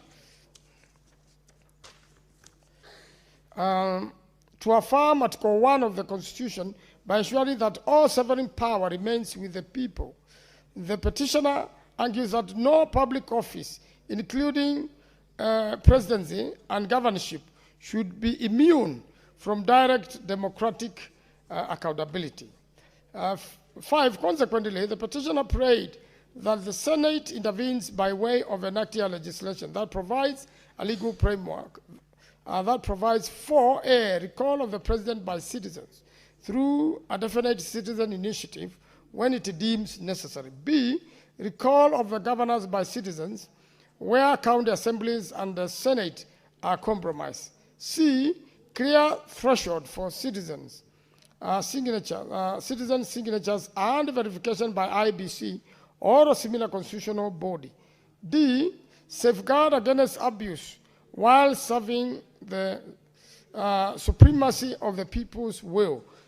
E, affirm the principle that no public office, including presidency and governorship, is immune from direct democratic accountability and any other orders or recommendation it deems fit to restore, protect, and strengthen constitutional governance and people's sovereignty. 6, pursuant to Standing Order 238.1, then the Speaker submitted this to our committee, and then there was stakeholders' submissions. These came from Office of Attorney General, the Independent Electoral Boundaries Commission, the Kenya Law Reform Commission, and the County Assemblies Forum, CAF. The Attorney General highlights that the AG submitted that the Constitution provides for removal of a president under Article 144 on grounds of incapacity or by impeachment under Article 145, whereas removal of the governor is provided under Article 181(1) and 2 and subsection 3 of the County Government Act. They highlighted the decision of the High Court in the Institute of Social Accountability and another versus National Assembly and 4 others, 2015 EKLR, where the court held that Parliament is not at liberty to create, removal or recall procedures that either contradict or undermine the constitutionality prescribed removal procedures. Madam Speaker, this is just to show now that the position the courts have already taken in this particular matter, that we lack that capacity, and this can only be done through, if Kenyans again amend the Constitution through a referendum, and you'll be then able to give these powers which don't exist right now, Madam Speaker. And therefore, it goes on, the AG had quite a number of other submissions similar to that, but that was the effect. And the Independent Electoral Boundaries Commission also made its submissions. The highlight is the IB submitted that the right to recall remains unimplemented despite constitutional timelines and provides recall provisions in the Election Act having been declared unconstitutional in the High Court case Katiba Institute and another versus Attorney General in 2017. And therefore, there was also another case, IBC, alluded to the High Court's 2025 decision of Okoiti, one of us, a Senator from Busia, and others, versus Attorney General, to reinforce the importance of procedure, of fairness, and observance of due process in impeachment proceedings, recognizing that impeachment is both a legal and a political process, requiring strict adherence to the constitutional safeguards. Senator Yes. Wakili, Yes. If I can just guide you, Yes. Please refrain from reading word for word, and just and because you've already given us the preamble of the motion, if you could just summarize. And Yes, as per Standing Order 95. Yes. As Speaker, basically that is what we did, and I want to say that this reading and quoting of the cases, and especially the report by the Attorney General, was very important. And also there was a report by the Law Reform Commission, and also the CAF. And all of them seem to be agree that unless you take this to the public, then very little can be done. After that submission, then we have the minutes of the committee, which are clear, and the petition itself is annexed. And therefore, Mr. Speaker, I do move this motion and request the Honorable Okoito Mutata, who is a member of the same committee, to second me. I thank you, Mr. Speaker. Senator Mutata. Just one moment, Senator Mutata, before you second. There is a communication from the chair.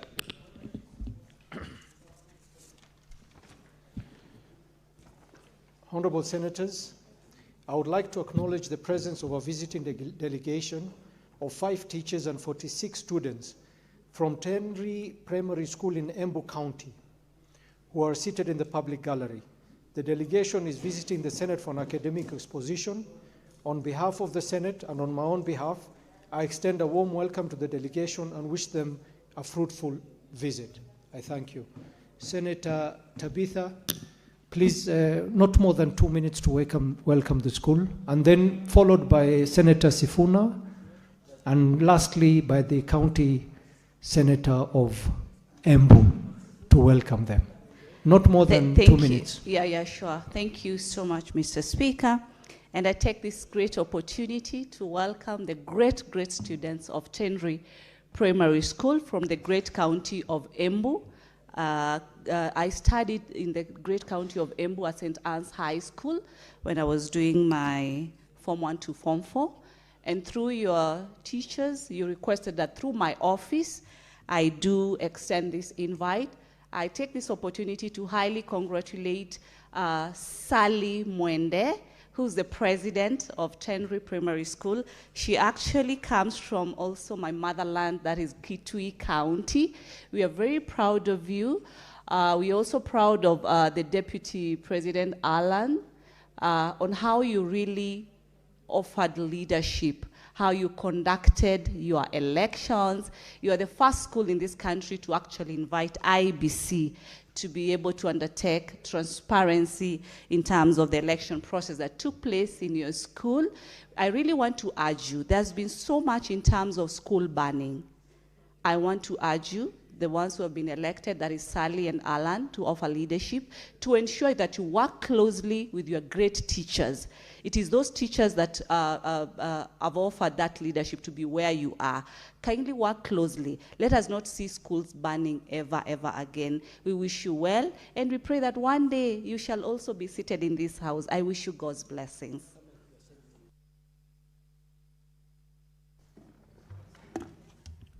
Speaker, allow me to thank you for also giving me an opportunity to welcome the students from Tenri. Indeed, I have had occasion to host Madam President Sally and Alo himself in my office. We have shared a meal together, Honorable Speaker, and we have had very interesting conversations. These are some of the brightest students that I have met, Honorable Speaker, because they're actually concerned about the issues of their country and what we in leadership are doing in order to secure their futures. We have had conversations about the environment. We have had conversations about politics. In fact, the Alo himself asked me, what should he do to the people who did not vote for him? And I was trying to explain to him that in the journey for leadership, there is always time to persuade those who did not believe in your leadership or your ideas at a second opportunity.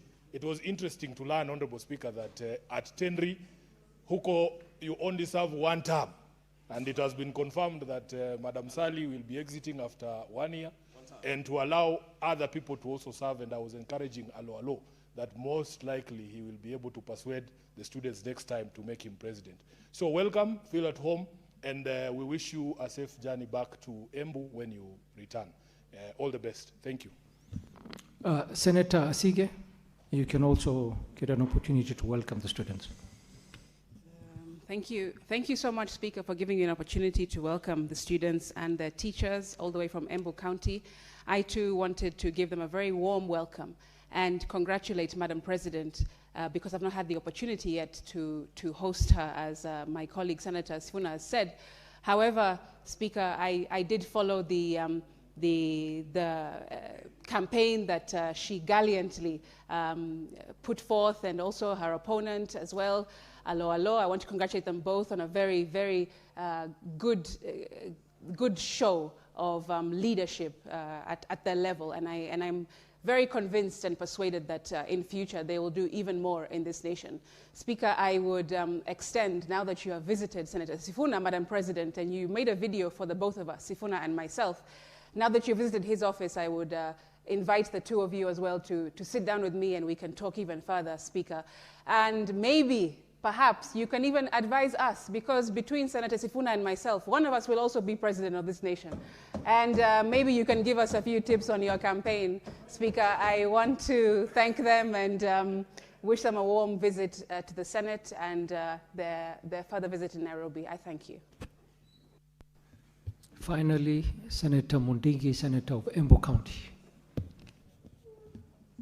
Asante Bwana Spika kwa kunipa nafasi niweze kukaribisha shule ya Teneri ya msingi wa shule ya Teneri, niwakaribishe hapa Senate na walimu wakuje waone ile kazi tunafanya. Kitu ya kwanza ni congratulations kwa yale mlitenda na mkawa katika county ya 47 mmefanya Embu iendelee kujulikana, na miaka mingi Embu haikujulikana, imejulikana kwa hii kipindi. Na pia mlifanya vizuri kwa sababu IMBC mlisaguana na mkawa, amukupigana, amukukosana, amukusoma shule ama basi ama nini. Kwa hivyo ni congratulations kwa yale mlitenda. Kwa hivyo ningeomba yale mlifanya pia, na muomba tu na msi mkiwa mnarudi nyumbani muweze kusoma vizuri, na pia muweze kujiepusha na mambo ya dawa ya kulevya na pombe na zile vitu zingine, na mtaendelea vizuri. Kwa hivyo itakuwa ni mambo mazuri sana, na kwa sababu najua mtakuwa viongozi wa kesho, kwa sababu katika Embu County kwa wale wako hapa mtakuwa maseneta, mtakuwa rais, mtakuwa governor, mtakuwa yote, hata walimu. Kwa hivyo mlifanya vizuri na muendelee hivyo. Kwa hiyo yangu ni kuomba Kenya mzima wanafunzi wote wawe wakienda kwa uchaguzi kuchagua rais na makamu wake wao wakifuata mtindo ile mlifanya. Pia ningeomba katika nchi ya Kenya kuko na mfumo wa vyama mingi, pia waweze kufuata ile njia ilionyeshwa na watoto wadogo. Ndio tunaelekea uchaguzi wa mwaka wa 2027, kusiwe na mambo yoyote. Kama watoto wetu wametuonyesha njia ile tutakuwa tukichaguana nayo, ningeomba tufuate hiyo njia. Asante sana Bwana Speaker. Asante. Senator Mtata, you may proceed to second the motion.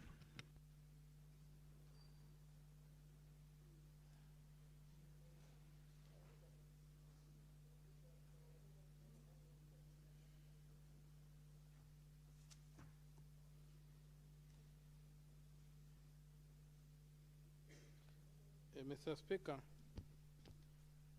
before I speak, I must complain about how this paper has been stapled. It just pricked my fingers.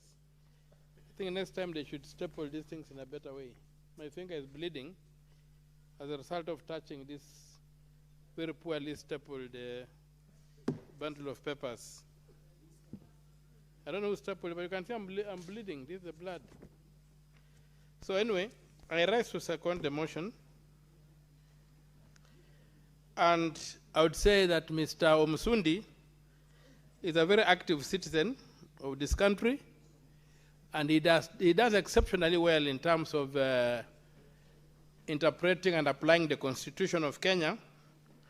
I've appeared in court with him on several occasions where he has articulated many good issues in terms of the application of this constitution. Mr. Speaker, unfortunately in this particular case, Mr. Musunti got it wrong. He misunderstood. He was unable to understand the architecture or the design within the Constitution for holding the executive accountable and for holding the legislatures, both at the county and at the national level, accountable. Mr. Speaker, the elected executive is oversighted by the elected legislature, which in turn is oversighted by the electorate. The elected executive is oversighted by the legislature at both the county and the national levels, and the legislatures at both the county and national levels are directly oversighted by the people. And that is why there is provision for removal of a governor or a president through the legislatures, whereby one house impeaches and the other tries and convicts or acquits. But for the legislators, we are directly oversighted by the people. There's no mechanism for oversighting legislators like there is for oversighting the executive. For that reason, there is a recall mechanism which allows the electorate to directly recall us. That's how the Constitution is designed, and that's what Mr. Musundi missed when he requested that we may create a mechanism for the recall of the president and a mechanism for the recall of the governor. In our system, it's not applied. So unless we change the Constitution, we may not be able to do what the petitioners requested us to do. And that's why we have rejected that petition, and we request the House to adopt the report and reject that petition. And if Mr. Musundi is minded, he can initiate a constitutional amendment through Article 150, Article 255 and 257 through a popular initiative. So, Mr. Speaker, sir, with those few remarks, I support. But I repeat, Mr. Speaker, my finger is bleeding because of a poorly stapled. Look at me, sir, you can be my witness. Confirm to the House. Order, Senator Mutata. Order. I've been pricked by this paper, so next time they should get either they buy proper staplers. This pin look like they are a bit not certified by KEBS. They should use certified pins that can prick the papers and hold them together. Thank you, Mr. Speaker. Thank you, Senator Mutata.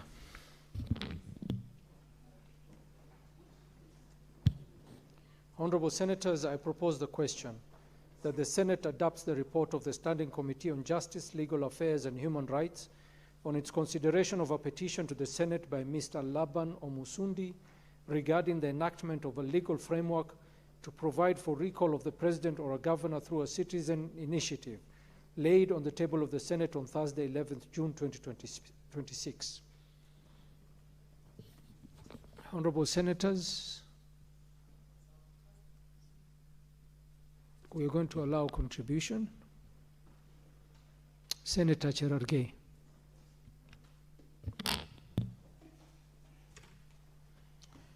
Thank you, Mr. Speaker.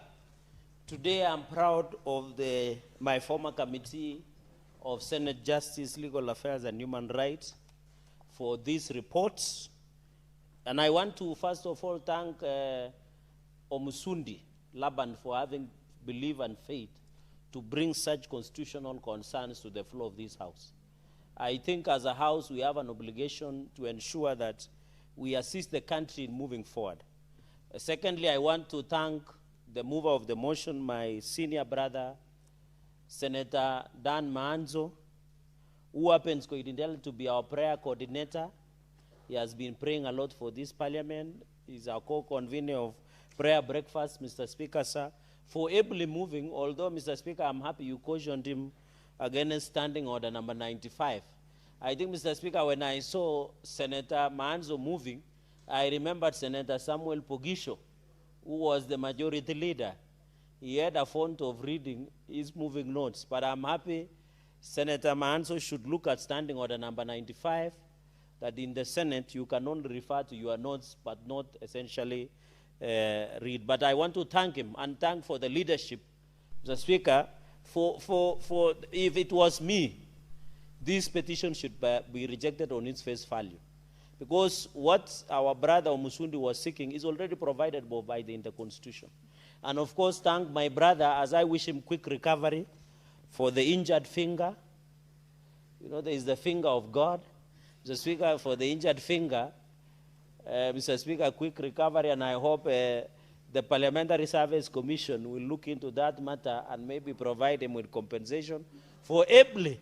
He has already, Senator Muma is informing me, he already a medical cover. So Senator Okiya Omtata, you can use your insurance medical cover provided by Parliamentary Service Commission, and the Commissioner Joyce Korir can confirm that there is active usage of insurance card should we need medical attention. But I can see the Commissioner is approaching Senator Okiya Omtata for that attention. Mr. Speaker, I want to agree with the outcome of this petition because the essence, the upshot in summary, is that Omusundi wanted us to provide a citizen recall process. While the members of parliament are provided for the recall of members of parliament, but I agree with the thinking of the committee because you rejected, because under Article 144 all the way, Mr. Speaker, because I'll stand with the President, 145, it provides for the process of removal of a president. So it's already provided in the Constitution, Mr. Speaker. Even on the issue of incapacity, even on the issue of violation of the Constitution, Mr. Speaker, when you look under Article 145, which mirrors the impeachment of a deputy president, and I'm happy, I would have expected Senator Maanzo to refer to the impeachment of the deputy president, Rigathigachagua, in the last session, but he fears, because he's on record as one of his lawyers on record, he feared to refer to the matter, Mr. Speaker. This provision of Article 45 has been put to test because the impeachment proceedings against the former president was done. It was started from the National Assembly. It came to the Senate, Mr. Speaker. And all of us, on the charges, 11 of them, we voted to remove the former deputy president from the office based on the charges as laid out and anchored in Article 145, and of course the standing orders 123. And I'm happy, Mr. Speaker, when I look across the aisle, all of us supported the removal of Rigathigachagua, Mr. Speaker, except Senator Okiya Omtata. Except Senator Okiya Omtata, but Senator Edwin Sifuna, Senator Mwaroma, all of us, including our party leader of ODM, we removed him, although they are nowadays friends. Mr. Speaker, we put to test Article 145 on the impeachment proceedings, Mr. Speaker. And because the violation of the Constitution had been put to test under Article 145.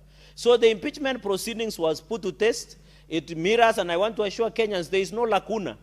There is no space, Mr. Speaker. In fact, of all the 11 charges, Mr. Speaker, that came against the former impeached deputy president, because the courts have ruled that the Senate did the right thing, I voted for his removal on the 11 of them, Mr. Speaker. So we must be put to test that this provision of Article 145, in future, we have, and I heard my brother saying, oh, there is one term. No, there is no one term in Kenya, Mr. Speaker. All presidents have served their term. First President Mzee Kenyatta served 15 years. Moi served 24 years. Uhuru Kenyatta served 10. Kibaki served 10. And God willing, with the blessings of Kenyans, President William Ruto will serve his second and final term for 10 years up to 2032. And, Mr. Speaker, and therefore, the imagination of the provision of Article 145, 144 was to ensure that we have, in case we have a president who will want to violate the Constitution. And I'm happy, therefore I want to challenge Kenyans who are wondering there is the law already in place. And Mr. Speaker, this goes to the people who want to run for presidency in this country. Mr. Speaker, people who want to run for president, you must be aware of these provisions, Mr. Speaker, and I'm happy, apart from US, which use delegate system for voting of their president, our country is one vote, one man, and it is universal suffrage, as provided for Article 37 and 38 of the Constitution, and even the provision of electoral process and Article, is it 88, 81, there about, Mr. Speaker. And Mr. Speaker, this, as I conclude that part, Mr. Speaker, I saw the Infotrack yesterday release the opinion poll, and I'm happy that President William Ruto will vanquish and thrash his opponents with a thunderous defeat, because he was doing 34%, Mheshimiwa Kalonzo was doing 14%, our own brother, Senator Sifuna, was at 13%, although he has not declared that he's running for president. So he's doing very well. In fact, in the next 6 months, he will be number 2. But the problem in politics, there is no number 2, my brother Sifuna. And you have been told by Atuali, look for money, Mwami. So that, and you have heard the IBC saying 4 billion. So while that, and I know Sifuna is aware of Article 144 and 145, but he will come, you know, I want to appeal to him to relax now, remain as the senator of Nairobi. Then 2032, he can run for president. I can cede my presidential ambitions and become your running mate in 2032 so that we can win government and fix this country. Mr. Speaker, so I'm happy. Let us be aware of these provisions. As a president, the president is a symbol of national unity, Mr. Speaker. And I want, you know, and I know my brother Omwami Sifuna is a good friend of mine. You can see even the State House had been fixed, Mr. Speaker. It's now looking more beautiful. There are many functions that are being held there. So after 2032, when we'll be there with him, we'll be able to use that facility very well. Mr. Speaker, and therefore, that marks the conclusion of that matter, because we have agreed, and I think senior lawyers like Senator Mumo will agree with me, that there was no lacuna that ensured us that the citizen recall process, because the Constitution has captured that under Article. Finally, Mr. Speaker, on the governance, Article 181, Mr. Speaker, has provided for the impeachment proceedings. And by the way, Mr. Speaker, the reason I'm saying this, if you look at the beginning, the preamble of the Constitution, as seated here at the Senate, at the National Assembly, at the County Assembly, we are representatives of the people. And the Constitution says this Constitution can be exercised directly or directly. So whenever MCAs impeach a governor, they are doing that on behalf of the people they elected in direct representation, Mr. Speaker. And therefore, the citizen right recall is through the MCAs, Mr. Speaker. And I would have expected my MCAs in Nandi to impeach my governor, because he could not account for 1.8 billion when he appeared before our committee a number of days on Monday last week. So when an MCA, like what they did in Meru, impeach a governor, they are exercising indirect power because they are elected. When we impeached the former deputy president, we were exercising indirect power because we have been elected to impeach the governor or the president or the deputy president, Mr. Speaker. So I want to say in an upshot, the fact that Omusundi wanted us to have an equal right of citizens, we must ensure, Mr. Speaker, that Article 181 and our standing orders of the County Assembly and the Senate provides on the process of the impeachment of governors. We have done several impeachment of Governor Kawira Mwangasa. Mr. Speaker, and I want to thank the Senate and my colleagues that every decision we have made to impeach a deputy president or a governor, we have always been right. When we impeached the former deputy president, he was bringing a dangerous narrative that you must have shares in a government. He has restricted to his village, Mr. Speaker, and in inciting Kenyans to many other untold things before this House, Mr. Speaker. So we have always been right as a Senate, and we should congratulate ourselves. Even when we impeached the former governor of Meru, we did the right thing. Because you can see Meru now is stable. So I want to thank the Senate for that wisdom. Even on the failed one technicality of Kericho, Mr. Speaker, where there was allegations that the governor ate the money belonging to the dead after the Londiani tragic accident, Mr. Speaker, and even misappropriation of revenue being collected in Kericho. We have always done the right thing as a Senate. And I want to encourage, because I have seen my colleagues, Mr. Speaker, when they're in public fora outside there, they want to look like they're apologizing. We made the right decision for this country for impeaching the former impeached deputy president, because he was a divisive figure who continued to undermine unity of this country. And as a House, as a Senate, Mr. Speaker, as a Senate of the Republic of Kenya, we are the House of Union who should protect the interests of each and every Kenyan wherever we are, Mr. Speaker. We do the oversight, we do representation, we do legislation, Mr. Speaker. We must come out strongly to ensure that we all accountable, Mr. Speaker. Finally, Mr. Speaker, there are many aspects. It is not only about recall, Mr. Speaker, can only be accountability, Mr. Speaker. We have different accountability mechanisms. One of them is removal from office, right of recall, vote of no confidence, impeachment proceedings. We also have accountability mechanisms like EACC, like being sanctioned by Parliament. Senator of Nairobi, Senator of Taita, we sit in Public Accounts Committee. One of our measures that we have been used for accountability is finding some of those governors who have failed to appear before the Senate Public Accounts Committee. Mr. Speaker, I'm aware you also sit in a number of committees in this House. And one of the accountability mechanisms is to summon, is to fine. In fact, we have issued warrant of arrest as a committee against the Governor Guyo of Isiolo. We did issue warrant of arrest against Governor of Nairobi and Governor of Samburu. And we were right, Mr. Speaker, because we want accountability mechanisms to be in place. So Kenyans should understand, apart from removal from office, there are other mechanisms that you can be held accountable, Mr. Speaker. And even I had my brother and other brothers who spoke today, my colleague Senator speak about the poor planning. I heard Senator Muma talking about the standards being set about the physical planning and how the city, which I agree. But we need also to call out the Nairobi City County Governor and the county government for allowing approvals of buildings being built everywhere, Mr. Speaker. Poor drainage until the president had to step in with 80 billion bailout to ensure Nairobi functions, Mr. Speaker. God forbid if El Nino comes, we will be drowning in water because of floods in this city, which is man-made, Mr. Speaker. When you go, Mr. Speaker, I was with some, my Senator of Nairobi should listen to this, I was with some residents from Kilimani. Mr. Speaker, because of huge buildings, are you aware children are now suffering from jaundice? Or jaundice, Mr. Speaker. Jaundice, Mr. Speaker.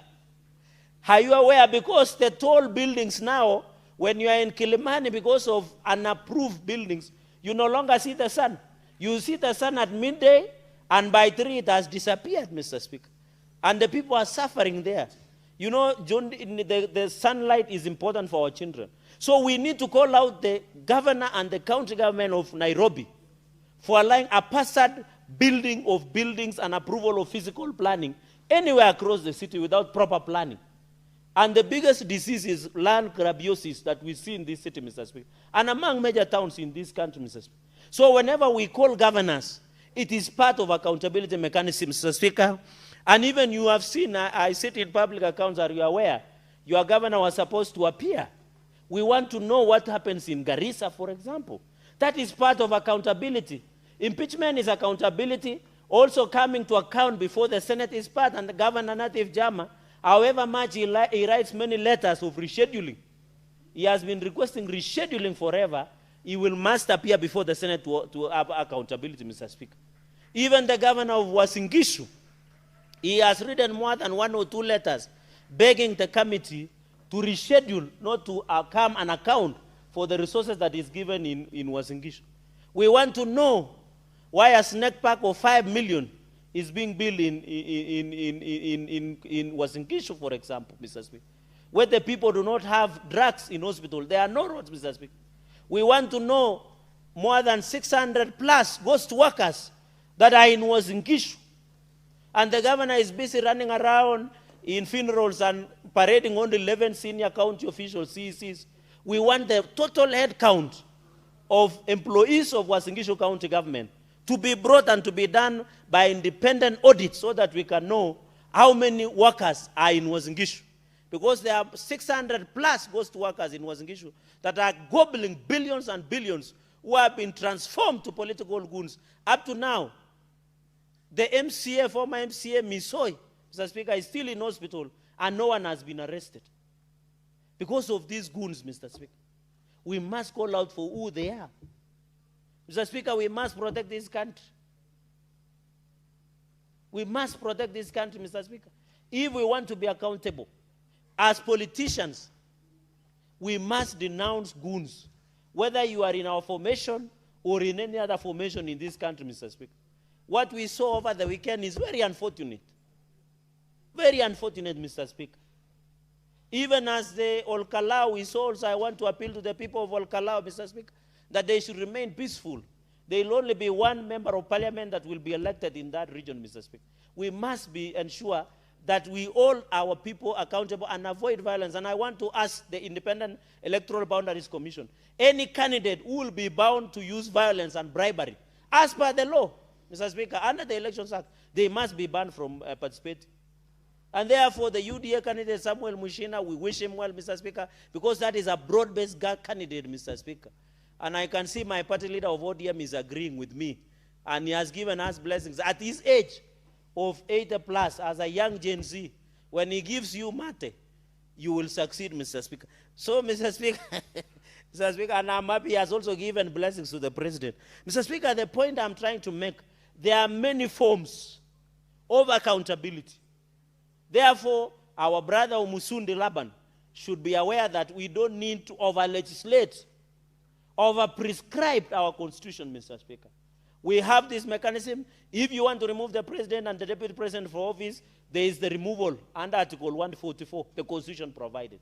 Impeachment under Article 45, and we are put to test by removing one of the divisive political figures in the history of this country, the former deputy president. Mr. Speaker, we have removed many governors through impeachment proceedings under Article 109. And I'm happy, Mr. Speaker, in conclusion, I can see my light. I'm happy Senator, my neighbor, Honi Kalwale, the bullfighter, is the one who blew the first whistle by telling us that having Rigathigachagua as the deputy president then was the wrong person. And his prophecy, and I wish him well, his prophecy came to fruition when we remove him from office, Mr. Speaker. And I'm happy Senator Kalwale call it as it is, not ought to be. And I wish we had seen that wisdom then, but we came and learned later, Mr. Speaker. So, Mr. Speaker, with those many remarks, I beg to yield the mic and sit down and listen to the wisdom of my colleagues on this motion. But I want to congratulate the committee for rejecting this motion ab initio, because we don't need to over-legislate. We don't need, the only thing, Mr. Speaker, I almost forgot. If these people wanted to introduce right to recall of president and the governor, they should amend Article 255, 256, go the referendum way. You can now amend the Constitution through popular initiative, because representation is under popular initiative through a referendum. Mr. Speaker, with those many remarks, allow me to yield the mic and give a chance to my colleagues also to ventilate on this matter. Mr. Speaker, I thank you and I support this report. Senator Sifuna. Mr. Speaker, I have had occasion to meet this gentleman called Laban Omusundi. I think in the specter of petitions to this House, he's in the same league as Senator Okiya Omtatah when it comes to litigating matters before our courts. Because Laban Omusundi never gives up, Honorable Speaker. In my time here in the Senate, I am sure I have heard his name more than once. He has brought good petitions here. And I really would wish that the House considers where Laban Omusundi is coming from when it comes to this particular petition. He is simply asking that wananchi need to be allowed to recall the president directly and the governors in the middle of their term. And Honorable Speaker, we should be asking ourselves as a House, why are Kenyans feeling that those of us who've been given responsibility to oversight the executive are failing them so much that they want to do this thing themselves?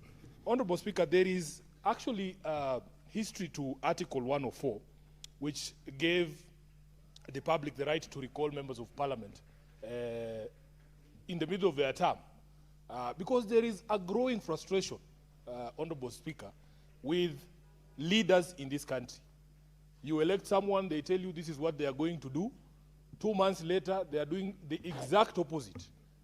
And Honorable Speaker, because I've been in political party leadership, even in political party leadership, we've had very serious challenges that somebody comes and says that they support Linda Mwananchi, for instance. They go to the people as Linda Mwananchi. Immediately they are elected. And we saw it even in the beginning of this House. And I don't want to point fingers because I'll get into problems with the Speaker. Immediately we were elected. It didn't even take a month. People who were with us in our political formation of Azimio, including my good friend from Mandera, Senator Ali Roba, they ran away from us when we were going to now try and establish who is the majority and who's the minority in these houses. We saw them running away from us, Senator Khalwale.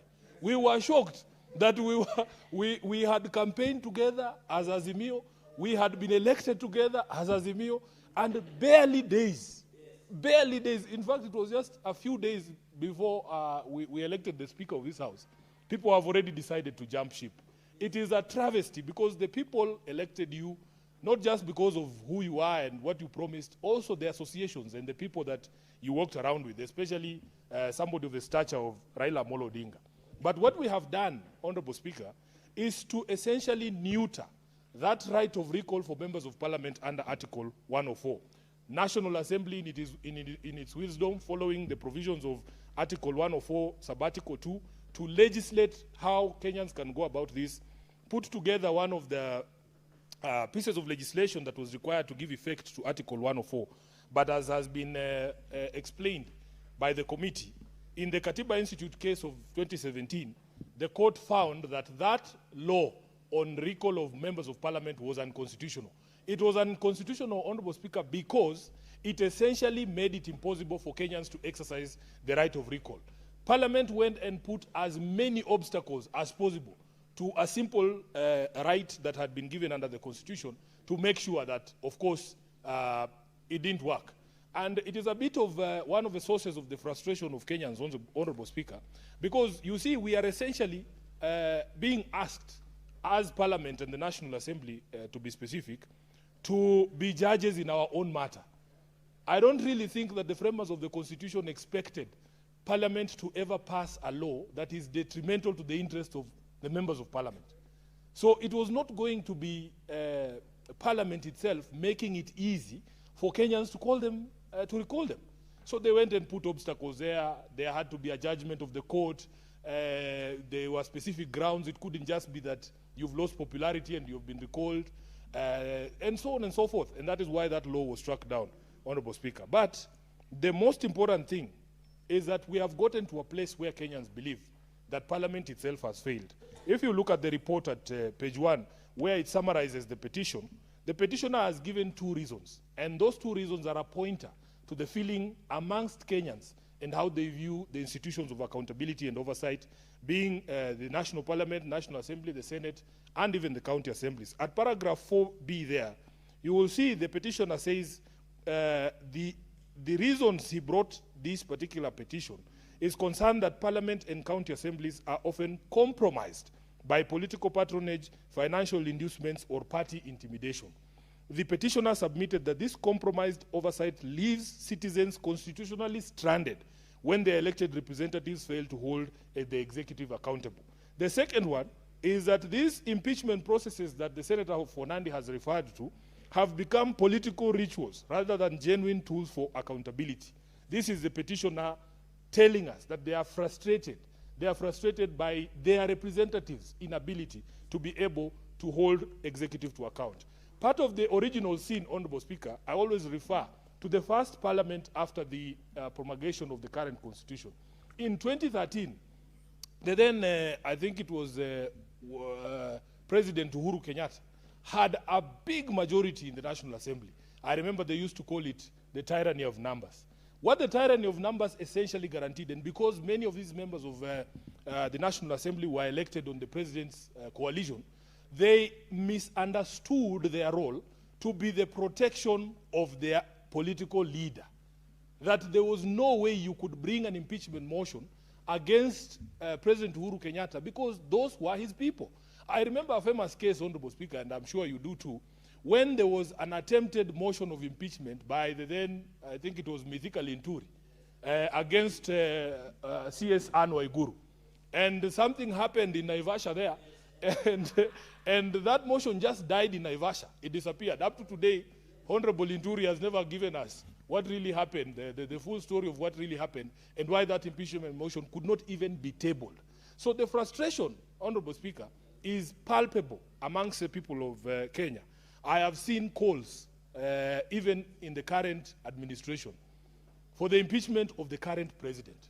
Because if you go to Article 145, which specifies the grounds on which a president can be impeached, violation of the Constitution, gross misconduct, or reason to believe that the president has committed a crime under national or international law.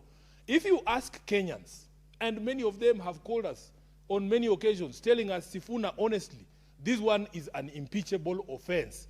Do they believe that there has been some violation of the law in some of the pronouncements, in some of the actions of the current administration? Yes, they do.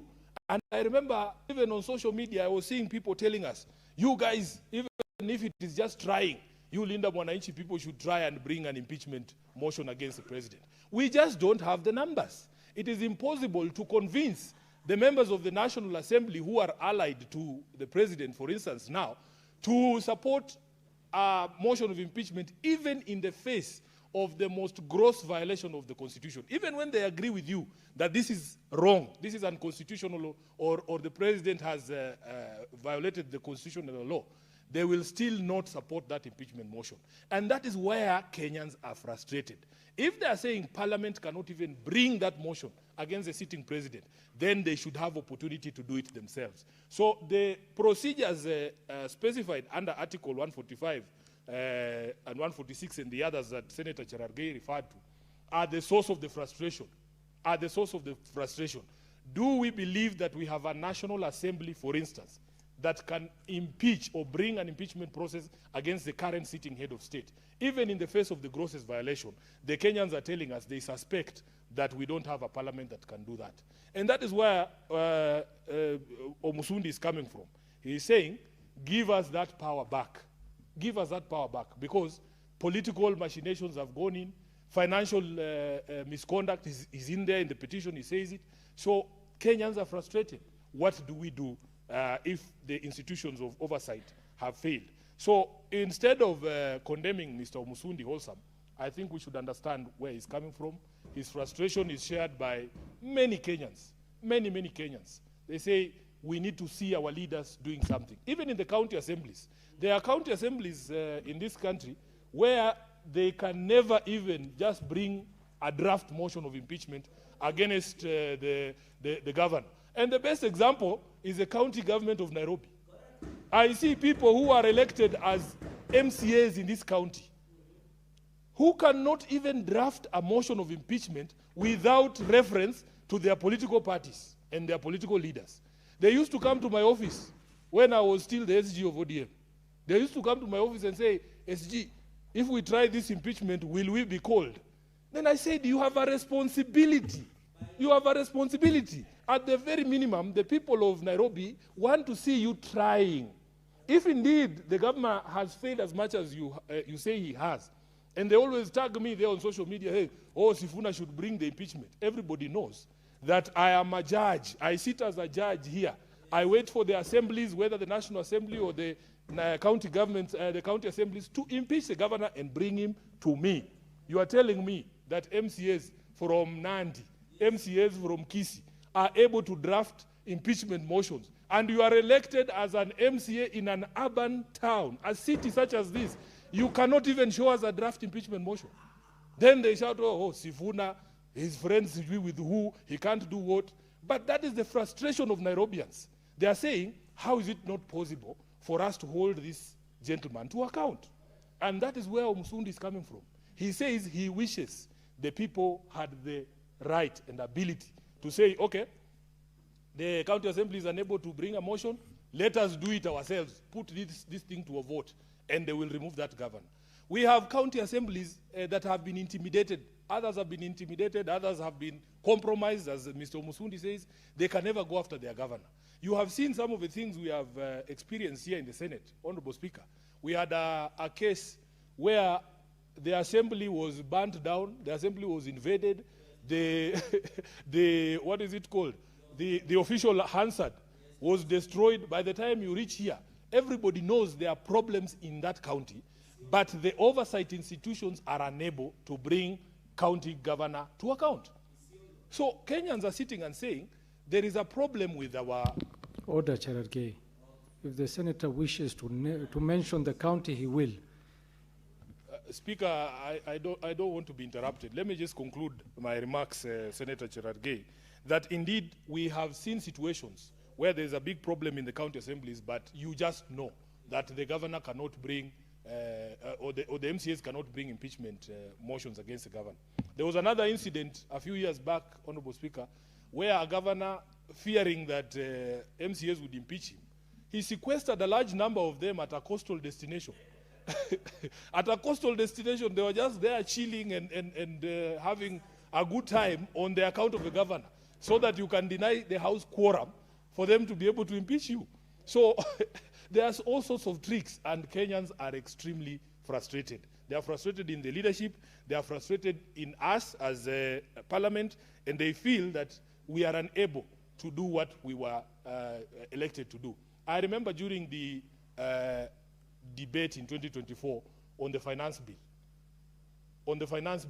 it actually exposed this frustration that we are talking about, Honorable Speaker. Because, can you imagine, you are elected to do what the people want you to do. The people tell you in no uncertain terms that they do not want you to vote for imposition of more taxes on them. And then you have members of parliament in the areas there running around saying they will not change even a comma, that they will vote the way they have been directed by the executive and not by the way in which the Mwananchi want them to vote. This is where the frustration is coming from, Speaker. You saw it yourself. And it took those young people storming parliament for us to be able to for them to get their voices heard. Because if you can't speak for them, they will have to speak for themselves.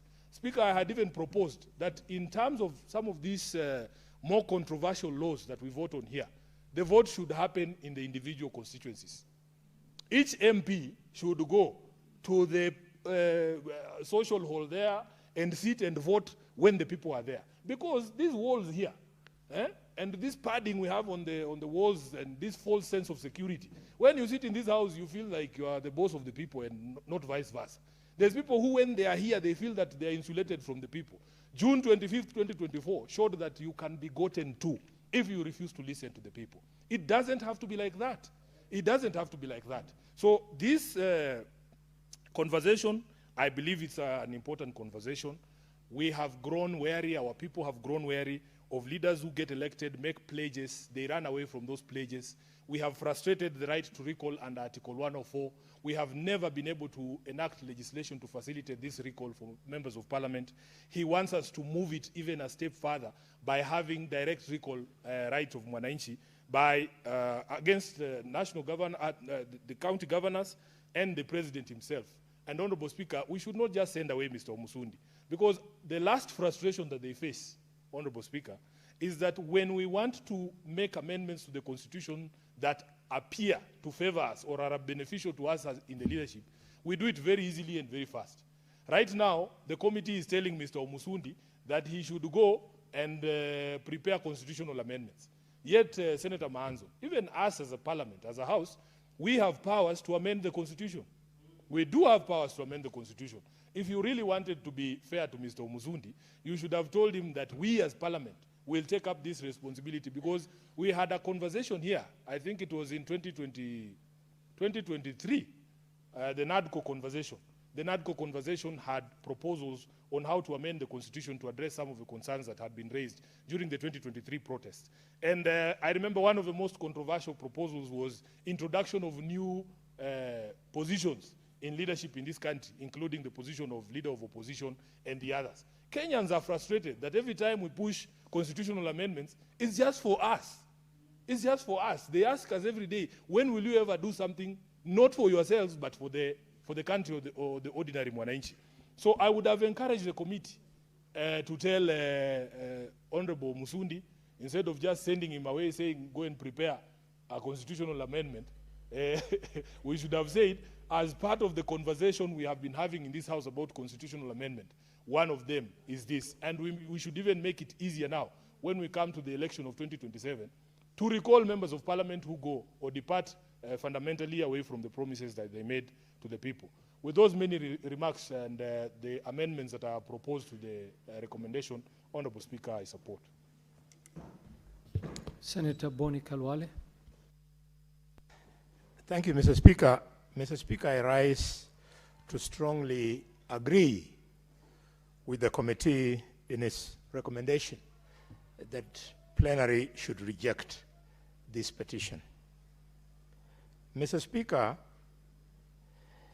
since this is so important to Mr. Laban Msundi, one's intellectual industry should never be challenged without reason.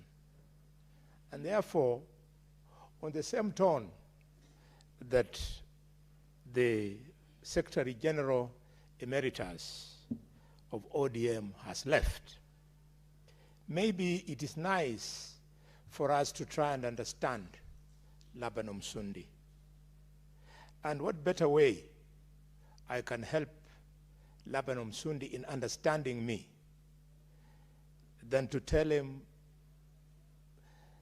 in the few years I've worked in this house, I've learned why laws are made. Mr. Msundi, why do we make laws? We make laws, Mr. Msundi, so that there is in writing something that can help the maintenance of order. Without laws, the police can do pretty nothing about law and order. And yes, we make laws to protect individual rights. Even the president, deputy president, governor, deputy governor, who would seek to remove through this intended legislation that Msundi speaks to, have individual rights. So unless we legislate, we run the risk of violating those very rights.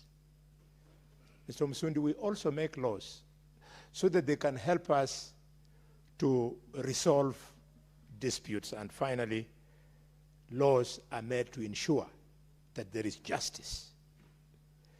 Unfortunately, Mr. Msundi, having sympathized with you, I'm unable to see what you're trying to cure by this law that you're proposing, for the reason that there is no constitutional or legal lacuna that you want to address. I therefore must tell you what Professor Ada Obel, the late professor of pharmacology who taught me medicine at the University of Nairobi, for students who used to be discontinued from the program so that they leave any attempts of being doctors, Professor Ada Obel used to call them to his office and tells them that, I am advising you, my son, to go and try your talents elsewhere. On this one, Laban Msundi should try his talents elsewhere. Mr. Speaker, I'm touched by the sincerity of the committee's work, because they took time, they listened to an advisory from the Attorney General, who has been very generous They listened to the IEBC. They made a very good account on what they thought was the right thing. And finally, they listened to the Forum of County Assemblies. And all three of them authoritatively agreed that to try and do what Laban Msundi is attempting was tantamount to overturning the Constitution. One cannot just overturn the Constitution like that, Mr. Speaker, and therefore, for any sympathizer of this approach, the neat thing to do would be to propose a constitutional amendment.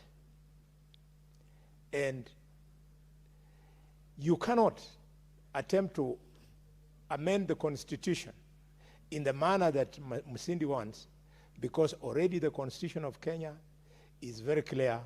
It speaks to how we can amend the Constitution. If wananchi, and Msundi is one such a people, are not satisfied with the constitutional powers that we enjoy as senators, members of the National Assembly enjoy, again, the same Constitution has not locked them out.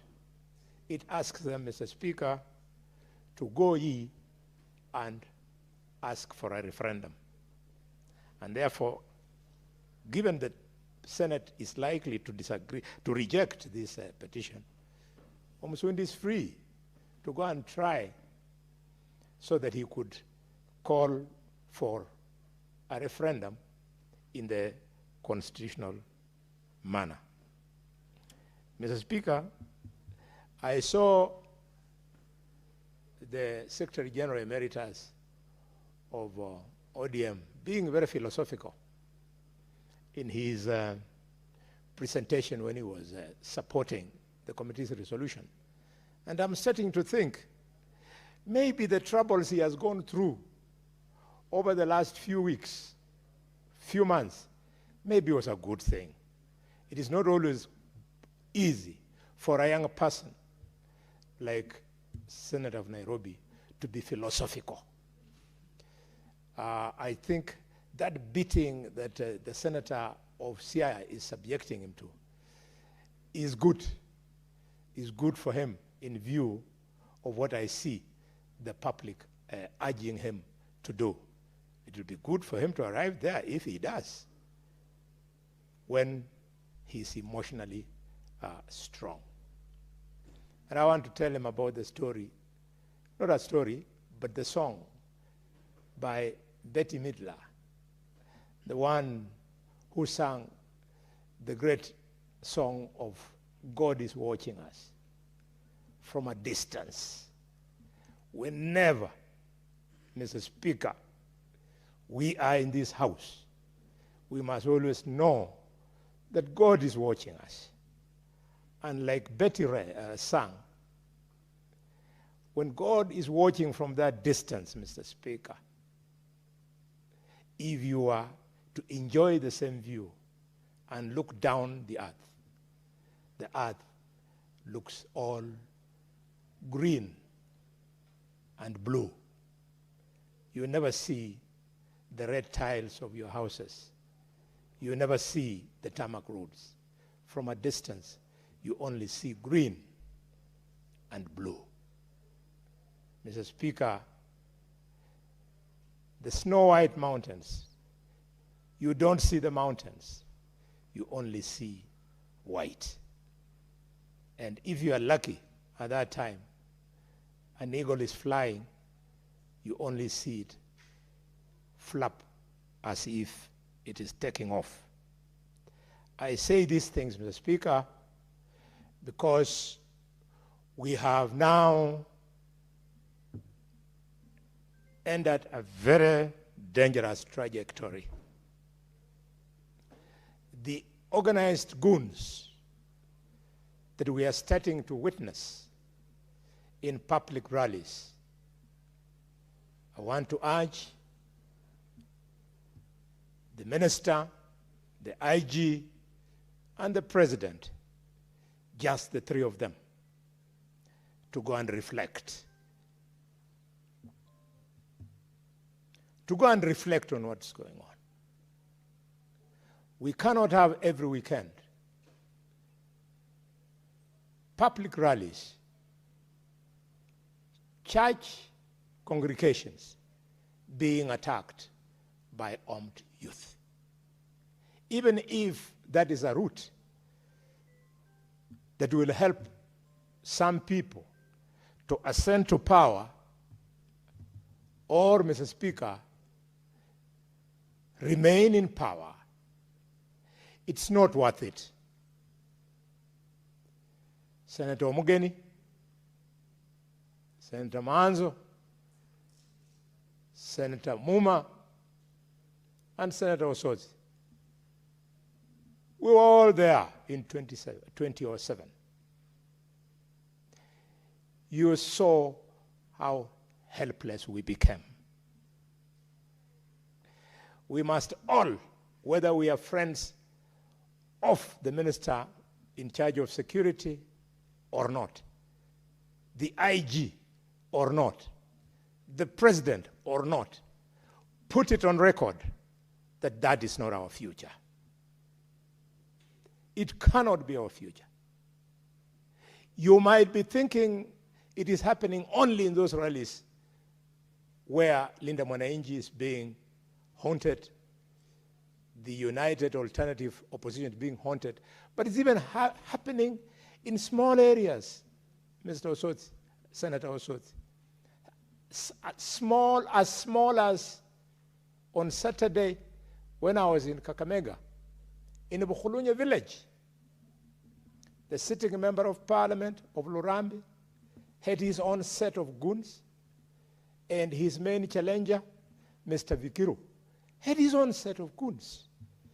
So we were there seated at the mercy of these young people screaming and blowing in vuvuzelas, trying to outshine the other, until I witnessed with my own eyes a full-blooded man beat up his own sister because she was in the different camp. I knew it was brother and sister because that is my village. I know the people around. We have to stop this. And you are not going to fight goons and goonism in this country unless you address the sponsors. You must. I have seen time without count people calling out the principal secretary, Raymond Omolo. Why is action not being taken against him? I saw in Keumbu, all the authoritative media houses pointed out the member of parliament, Zahir. Why is action not being taken against him? What are we protecting? You are all cowards. You can't win an election. If you can win an election, you'll go to Makwiny and you call a rally. And people come. Some of us, Osotsi and I, because we don't have money to buy people, and we don't come from a background of political leaders who made careers through buying people. Masinde Muliro, Wamalo Kijana, George Welime Captain. I never saw them buying people, and they won elections over and over again. When Osotsi stands at Mbale, when I stand at Malaba town, I'm parked, Mr. Speaker, for 10 minutes, chewing a piece of can or roasted maize, a rally automatically builds in hundreds of people, and I address them. I'm glad that Senator Osotsi, you have, I don't know who you copied it from, if it is Baba or from me, thank you. You walk with your public address, a decent man, quiet. People assemble, You climb, you address the people, and you set your agenda. Let Kenyan politicians know that that is the Kenya we want to build. And because some of them were not there, at least all of them, Mr. Speaker, were there on the 25th of June when the Gen Zs invaded us here. It was not easy. I saw my kid sister, Senator Catherine Muma, crying here on the corridors, screaming, "Why are you killing children?" That is how low we can sink. Get rid of this IG. He's not up to it. You need an IG who commands the police, not an IG who is commanded by politicians. Finally, but not least, on this very important point, I want to remind the President the following. One of the pet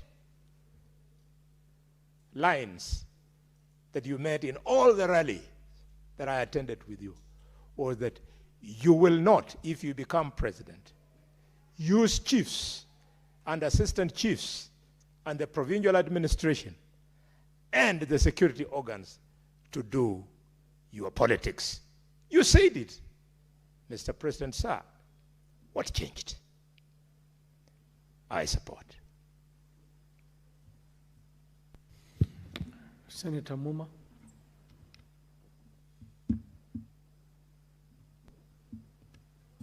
Thank you, Honorable Speaker, for an opportunity to contribute to this report. I wish to begin by saying that I support the conclusion of this report. Honorable Speaker, JLAC is one of my former committees, and I wish to vouch that it is a committee that is run with top-notch professionalism. They look into issues very well and do their research, and I totally agree with the conclusion that they have arrived at. And as Senator Mutata explained, that our Constitution contemplated that we would have the three arms of government. We actually have 4 types of institutions. We have the legislature, we have the executive, we have the judiciary, and we have the independent institutions in Chapter 15. It was contemplated that all of this would act to ensure a check and balance, to ensure compliance with the Constitution, and everybody will play their part. Therefore, as government oversights the executive, and as the judiciary decides on whether what Parliament is doing and what the executive is doing is aligned with the Constitution, and as the independent institutions play their role that is supposed to be independent in also beefing up the oversight, we then would have a country that would be great. And it was assumed that those who would be elected in the assemblies, the National Assembly, the Senate, the county assemblies, would be men and women who would represent the citizens of Kenya. And represent the citizens of Kenya means that they would be speaking on behalf of the citizens of Kenya. They would be ensuring that everything we do is aligned with the Constitution. They would be on the side of the people. So, our constitutional order is organized in such a way that the president can be impeached, but by the legislatures. A governor can be impeached, but by the county assemblies. And then for those in the legislatures, they can be recalled by the people. I wish to say, as Senator Sifuna said, the law on recall of members of parliament was done with self-interest. I was in the CIC at the time. We attempted to get this recall to happen earlier, but members of parliament will not pass that, and they made it difficult for a recall to happen. So there was a self-interest in passing that law. But this petition, in my view, honorable members, I would like you to look at the indictment it has given to us as a house. I would not focus so much on where we arrive, and I would like to thank Laban Omusundi. He's one of those citizens that looks at current issues, reads our constitution, and he brings very well thought through issues. And in this, I'm sure he knew we will tell him that this requires a constitutional amendment.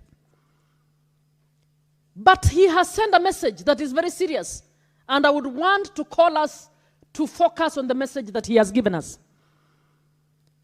Musundi, in the salient issues, is concerned that Parliament and county assemblies are often compromised by political patronage, financial inducements, and party intimidation, and therefore they are unable, even where it behooves us to actually impeach a president, to do so. Is that correct, or is it not correct? I would like you to look at those issues. He actually has indicated that the impeachment processes have become political rituals rather than genuine tools for accountability. And I would want us, this is a house that actually has done more impeachments in terms of governors, looking and confirming what county assemblies have done. Maybe we need to do a research and introspect on the issues that were brought before us on impeachment and ask ourselves, did we act in the interest of the people?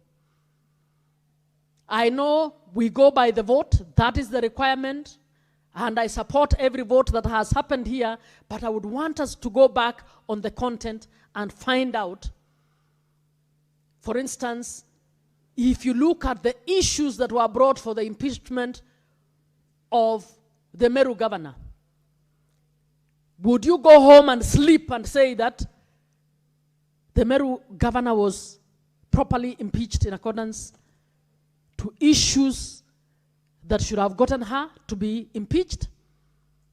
So I would want us to introspect and find out, are the people of Kenya feeling that the legislators are doing their job as they're supposed to do? This is an indictment to us. It's not about the president's impeachment. How many times have we passed a law here with unconstitutional provisions which are then embargoed in the courts?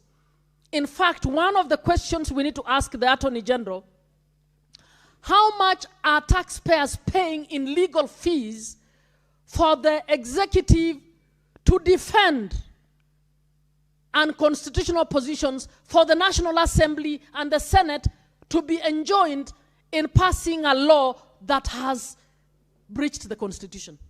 Who should be paying that? We need to ask for the aggregate amount that we are paying, because as a legislature, we passed a law that is unconstitutional. And that is what Musundi is frustrating Musundi. That yes, we elected you to be our representatives, but the laws you are passing are not the laws we expect of our representatives. And the evidence is out there.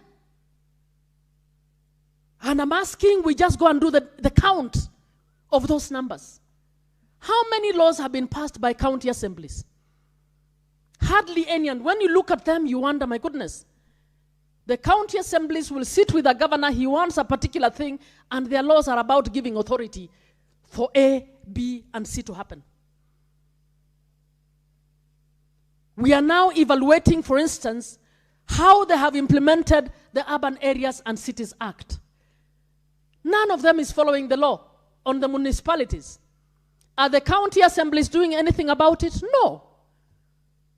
All they need to be told, give me somebody to put on the municipality board, and even though municipality boards are doing nothing, they'll actually just appoint them. we are using the tool of governance and power for our own self-purposes. So, Laban Musundi raises issues that are actually indicting us as legislatures. He is telling us, because you can't do your job and you are our representatives, get out of the way so that we do it ourselves. That is actually the sum total of this petition. Is that because you represent us, we expected you would do X. You can't do it. Move out of the way. And he's looking at it that way and reading it together with Article 1 of the Constitution, that the power belongs to the people and can be exercised directly. So in his mind, he's wondering, how do we exercise these legislative powers directly, since these guys who represent us now think they represent the president? Now they think they represent a particular governor. Now they think they represent themselves. That is the indictment that we are being given as legislators. And this is what I would urge. When you make a law, you're making a law for everybody in the country. I would want to ask all of us, for the few remaining laws that we have, why don't we just pass laws that will serve the nation? And when you're writing a law, that law applies to whoever is in UDA, in ODM, in DCP, or in no party. It applies the same. And it's high time we stop being puppets. In fact, once I told somebody on the majority side, why are you passing this housing law with clear flaws? It will end up in the courts. And the person told me, not all laws are perfect. Let it pass. That's what the executive wants. And that law was embargoed. Who did it hurt, number one? In my view, the first person to be hurt by that law was the president, by embargoing it. Because his program was delayed because the law was taken to court. So it doesn't help the president either. And Mr. President, don't have advisors who give you stuff that is unconstitutional. They are making you look bad. They are making you look bad. They are making you look like you like to be above the law. Allow the rule of law to be there. If we allow the rule of law, in fact, we will stop the sideshows of looking on who has better goons. We will start looking at what you are doing with the rule of law that is helpful to this country. So, colleagues, as you look at this petition, let's have the intelligence to see what Omsundi is telling us about us. He's actually telling us, you have failed as legislators. Do something about this. It is not about impeaching the president, no.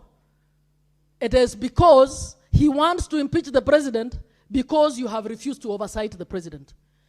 And if we oversighted the president properly, I'm sure he would look good because the focus would be around development and the other things. The focus will not be on what he did wrong, on what is going wrong, on what is unconstitutional. And we have that power, we have failed to use that power properly. We have misused the power of majority.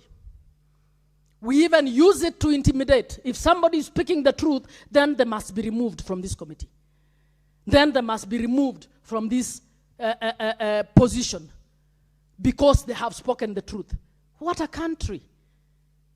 Instead of celebrating those who stand for right, we actually want to hit at them. We want to use the power of a political party, the power of being majority, to actually hit at them, or even being minority.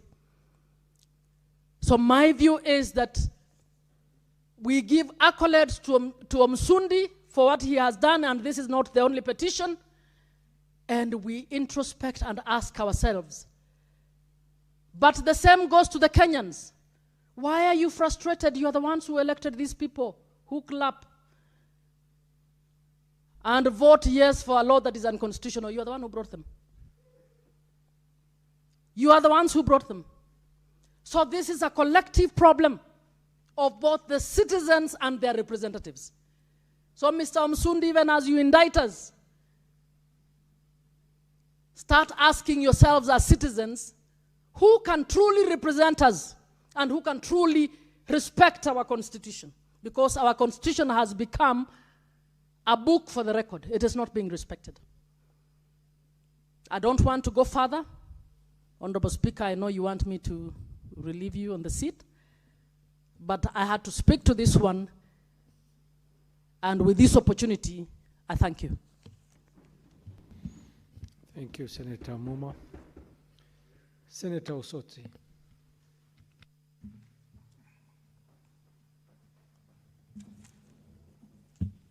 Thank you, Mr. Speaker. Mr. Speaker, indeed, this motion is a very, very important motion by one Mr. Laban Msundi. And I want to agree with the members who have said that though the committee has recommended that Mr. Msundi brings a constitutional amendment, which will go through the process provided within the Constitution of Kenya. But there is a very, very important message that Mr. Msundi is communicating to us as a representative of the people, that something is not right. And we as a representative of the people, we need to fix it. We know that Article 142 and 146 and also Article 181 provides the grounds for removal of the president and the governors respectively. But they do not also provide the recall mechanism, which is initiated by the citizen. That is citizen-initiated recall mechanism. That has been left to the members of parliament and members of county assembly, which is provided for in the Constitution and also in the Election Act. There could have been good reasons why the president and governors were insulated from this recall mechanism. Maybe one may have thought that that will protect them from incessant public agitation, political harassment, and destabilizing recall attempts. But I can clearly see where Msundi is coming from. Mr. Msundi is among the many Kenyans who are frustrated by the mechanisms which are there in the Constitution. The mechanisms which are there in the Constitution is removal through impeachment for the president and for the governors. And I want to talk about that because this is an important issue and a message that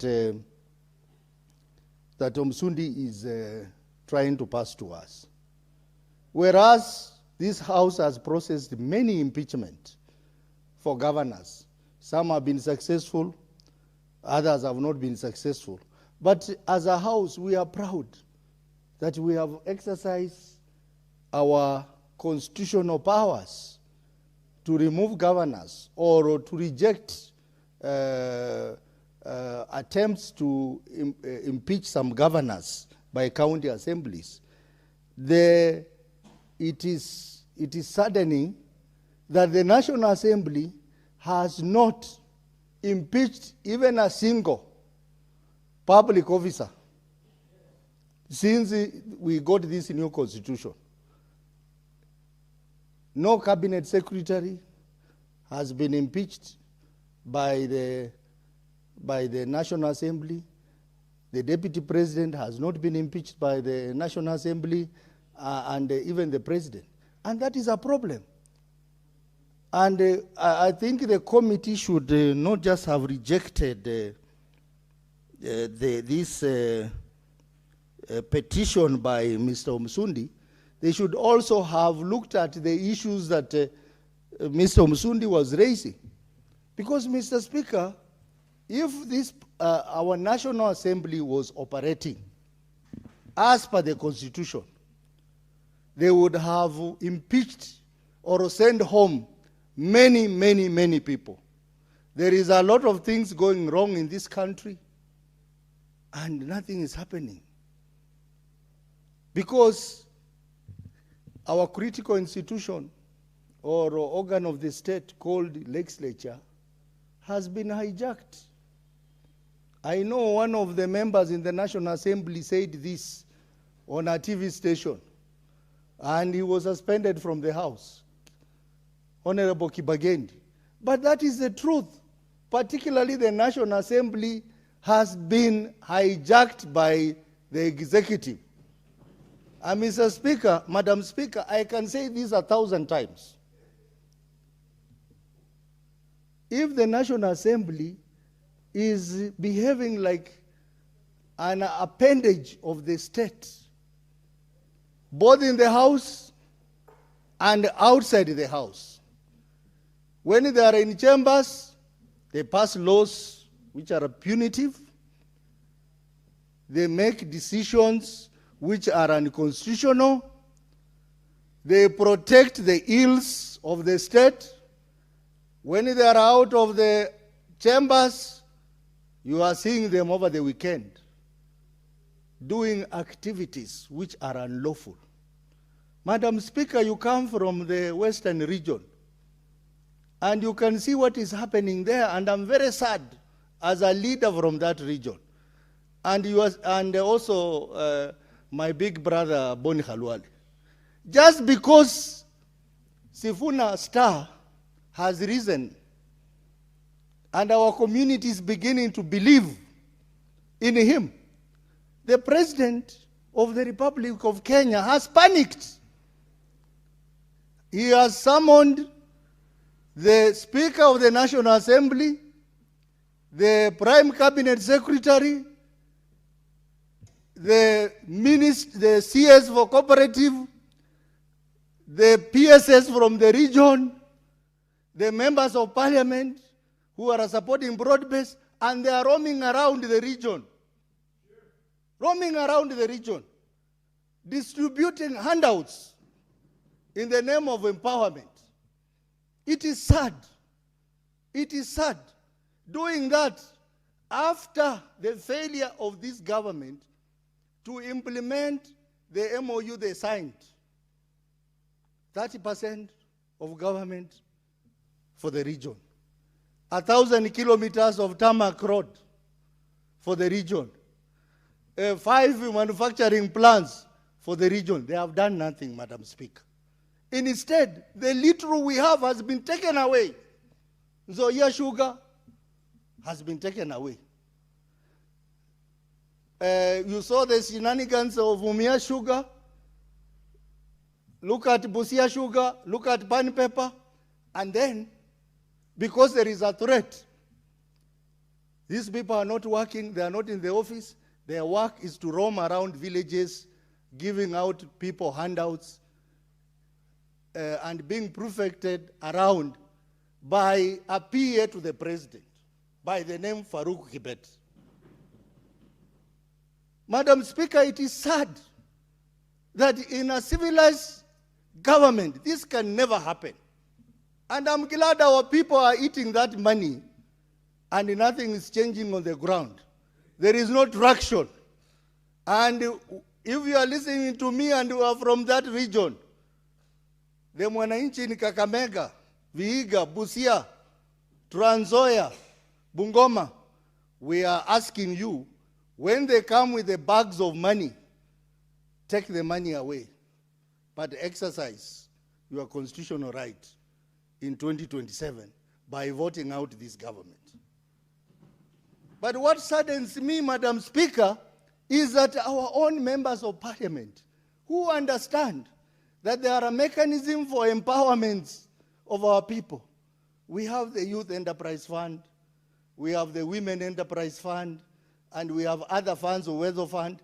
This money should be channeled through those institutions and not carrying sacks of money from one place to another in the name of empowerment.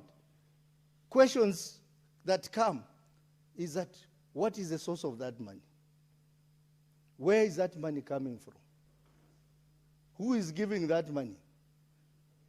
If we were in a civilized society,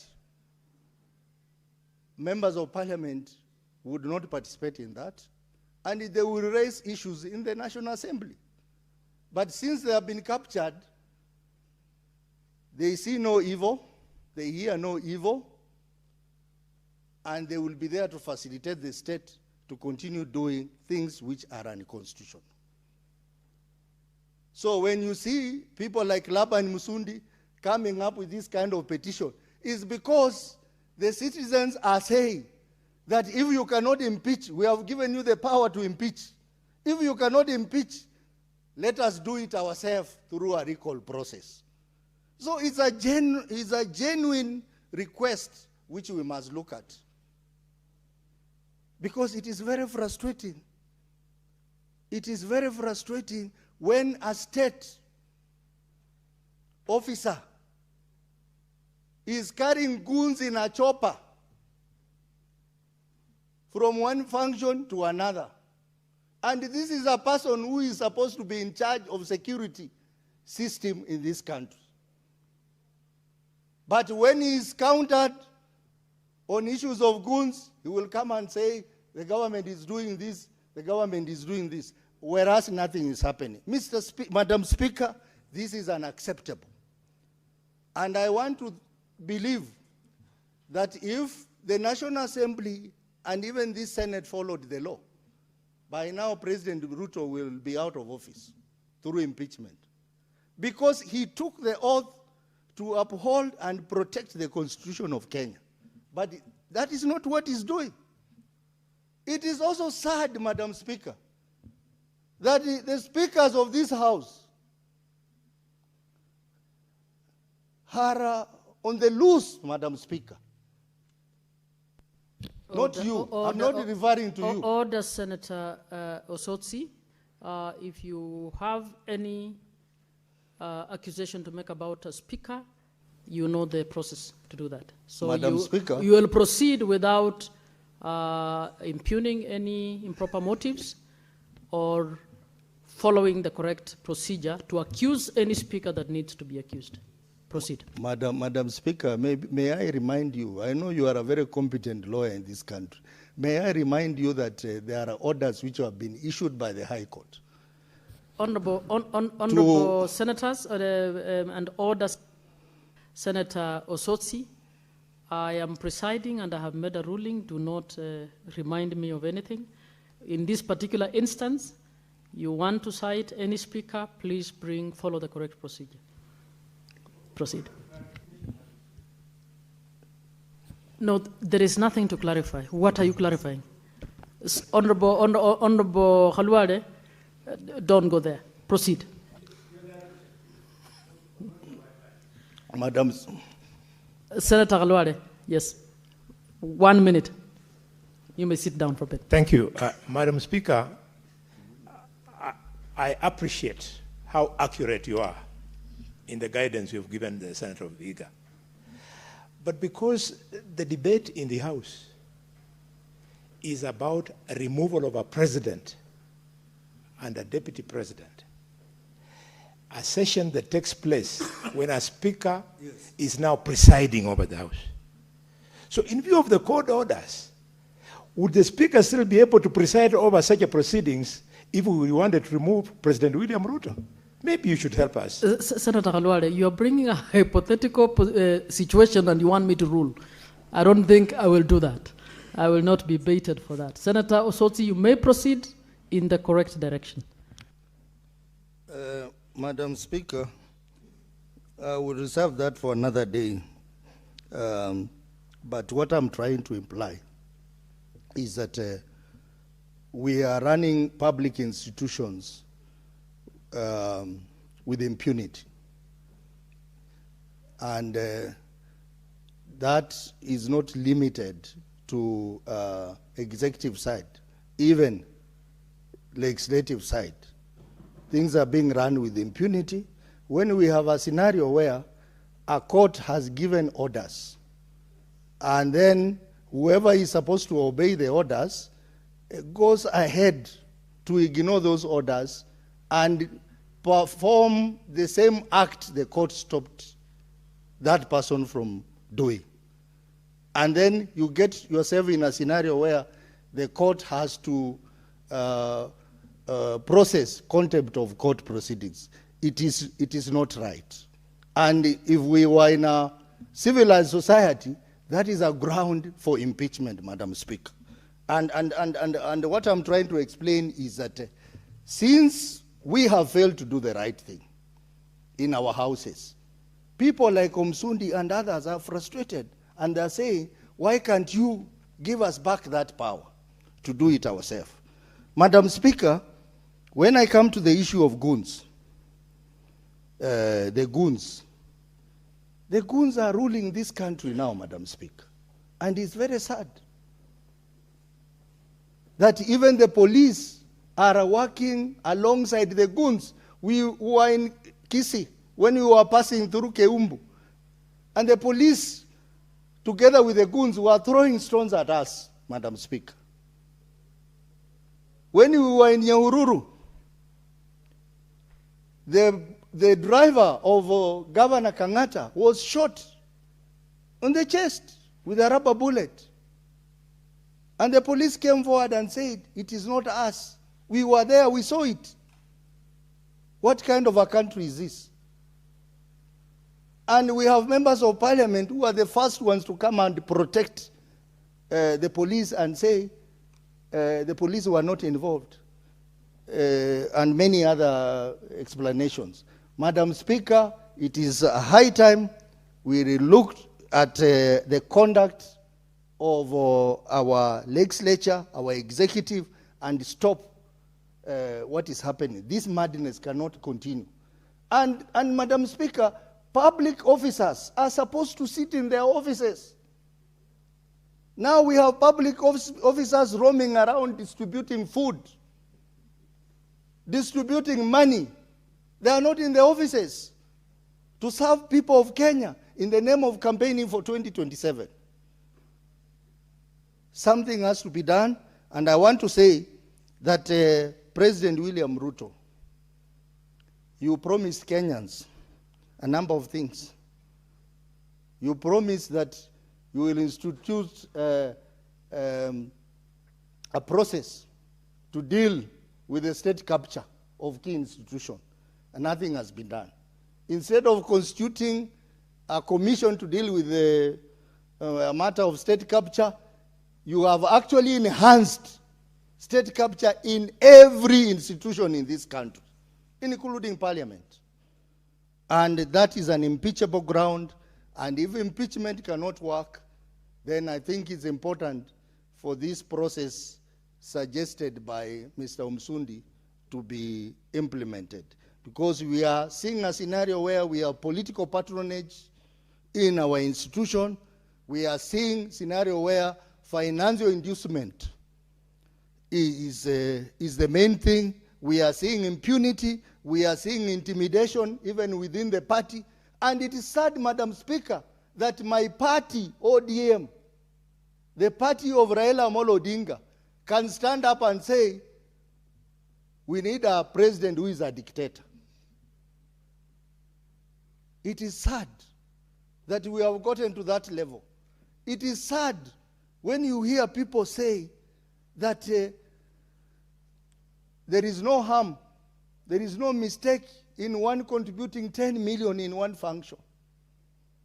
The question is, where did that money come from? So something has to be done in this country, and that is the message Mr. Laban Musundi is trying to communicate to us. Madam Speaker, I support the report, but request that the issues raised by Labani Omsundi be looked at keenly, so that when we have a moment for constitutional amendment, we need to provide for a citizen-initiated recall for the president and governors, besides the impeachment process which is provided for in our constitution. I support. Senator Mogeni.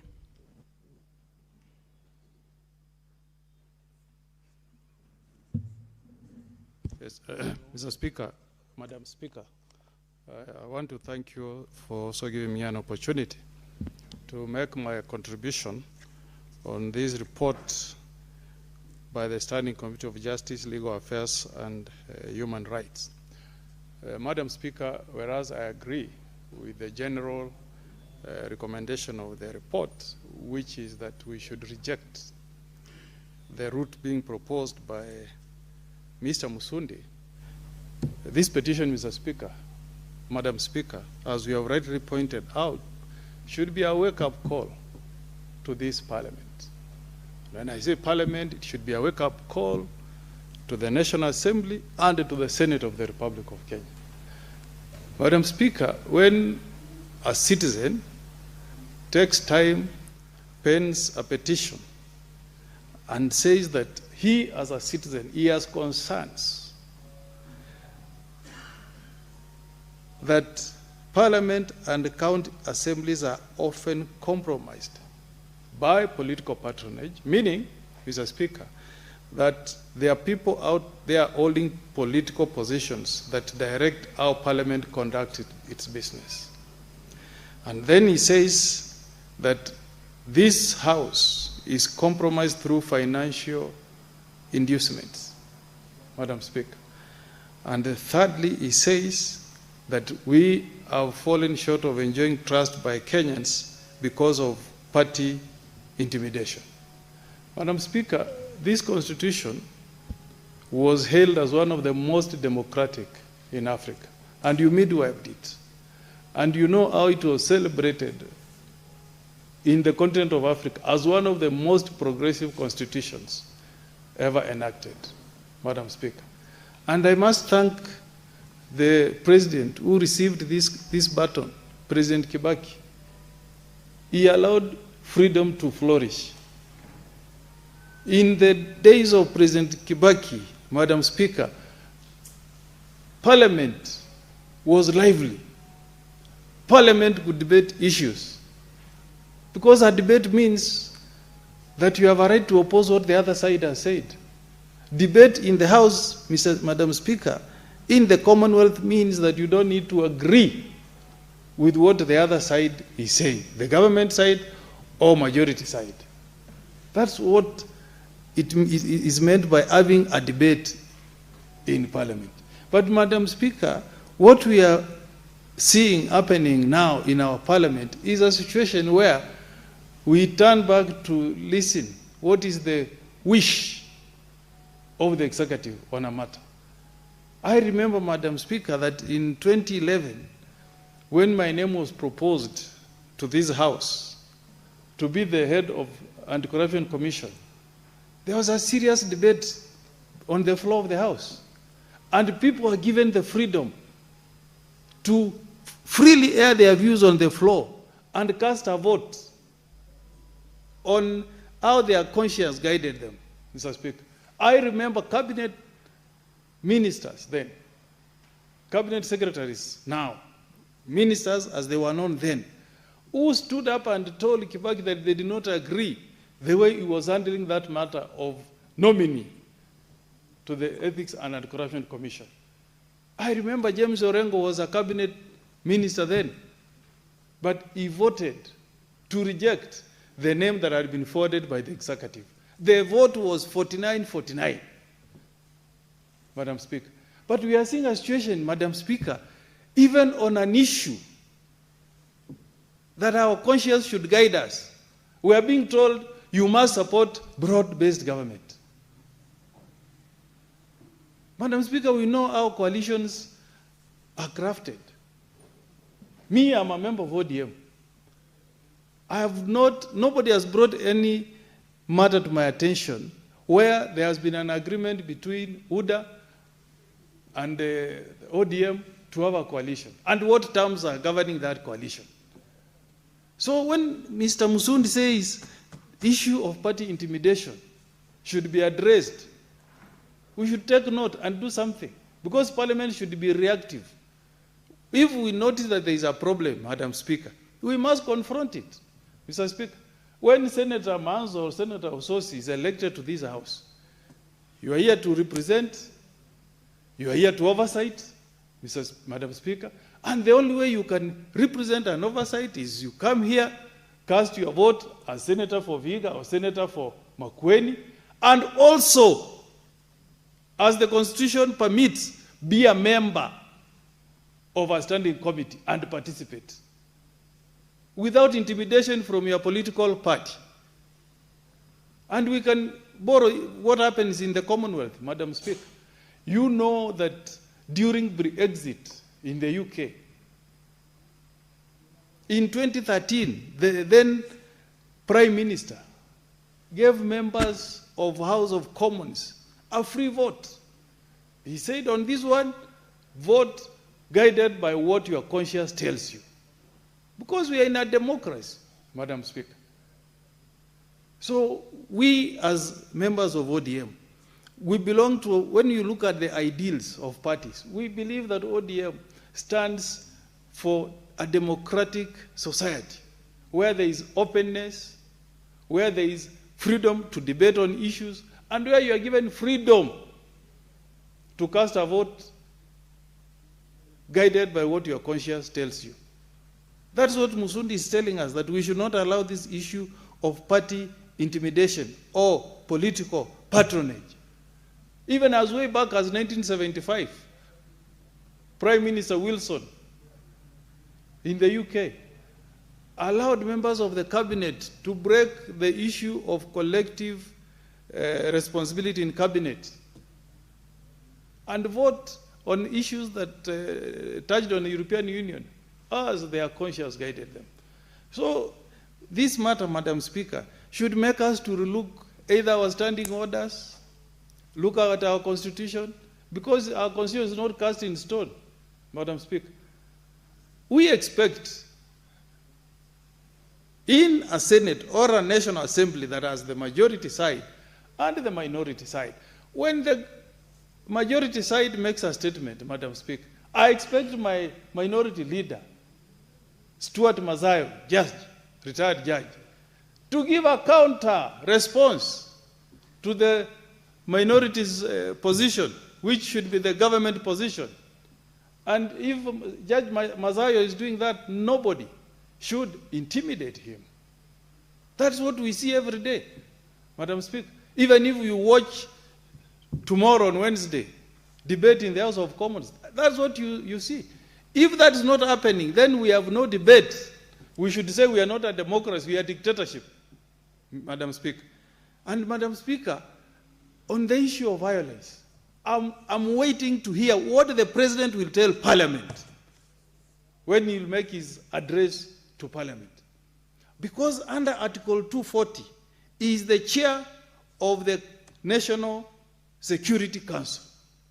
And the Constitution says in Article 243 that the Council shall exercise supervisory control over the national security organs. I want to know whether it's the President who is supervising the police officers who are killing Kenyans. And then we respond by saying we have set 1.2 billion shillings to pay victims without accountability. We need to know, Madam Speaker, who killed the people being compensated. What action has been taken? It could be they be prosecuted, Madam Speaker. Disciplinary action can be taken, Madam Speaker. When George Floyd was killed by a police officer, the entire world witnessed. The police who were involved were arrested, they were prosecuted, and they were jailed. How can we as a country be saying we are paying victims of that violence without seeing people being taken to court? And we should also go for extraordinary steps as a House. We should summon the Chief Justice of the Republic of Kenya, Madam Speaker, to appear before us and tell us what has the judiciary done with the cases that have been presented before them. And the judiciary should not hide under this concept of judicial independence. Go to the House of Lords every year in June. And the Lord Chief Justice of UK currently is a lady. She attends the House of Lords, Madam Speaker, and she gives a scorecard how the judiciary has protected human rights, Madam Speaker, and how the judiciary has dispensed justice to the citizens of UK. We also want the Chief Justice to come here because I saw she attended the launch of that distribution of 1.2 billion shillings. Let her also come and tell us, does the judiciary support this impunity of saying that you kill people, you pay them, and then we close the chapter, Madam Speaker? So in this year, because the Constitution obligates the President to give a report to Parliament, I want to hear what will the President of the Republic of Kenya tell Parliament about the killings that we have witnessed. Madam Speaker, the constituency of Nyaribari Chache has been represented by prominent sons of Omogusi. We had Nyamweya, we had the late Omanga, we had Simeon Nyachai, we had Monda, there was Chris Bichage, then we had Richard Tongi, and now we have Zairi Jianda. And the people of Nyaribari Chache were magnanimous, gracious. They have elected Zairi Jianda. He's not from the Omogusi ethnic group, but they have extended grace to him and elected him as their member of parliament. And then you see reports, Madam Speaker, that the same MP is trying to meet violence against the sons and daughters of Omogusi. We are a very welcoming community, Madam Speaker. When Senator Sifuna and his friends visited Kisii, we welcomed them and we wanted them to come, talk to the people of Gusii, and then they leave without any violence, Madam Speaker. And that happened in several places, but when they reached Keumbu, Madam Speaker, they were attacked. And there is every indication, Madam Speaker, that the member of parliament for Nyaribari Church must have been involved in that attack. What is he trying to show the people of Gusii, Madam Speaker? I have seen UDA meetings in Nyamira. I've never thought of planning to go and attack any politician from the UDA political wing, because they have freedom to come and sell their policies to my people. My people know what they will do. They will listen to them, but they know what to do, Madam Speaker. As I speak, we have lost our life. A son of Omogusi died from that violence, Madam Speaker. How shameful can it be, Madam Speaker? How shameful can it be? Mzee Simon Nyachai must be turning in his grave and wondering, what happened to the people of Nyaribari Church? What happened? Simon Nyachai was a presidential candidate in 2002. He campaigned all over the country, Madam Speaker. And then what is annoying, Madam Speaker, no action has been taken. It's like the law in this country only applies to certain people, but others are above the law, Madam Speaker. Where will this country head to in 2027 with what we are witnessing in Oloikalau, Madam Speaker? We are making our politics look like a war. People against one set of people against another set of people within the same constituency. Madam Speaker, it is not a do or die contest. The goal must not be win by all means, Madam Speaker. And I don't know what IBC is going to tell the country. Madam Speaker, if you read Article 81 of the Constitution of the Republic of Kenya,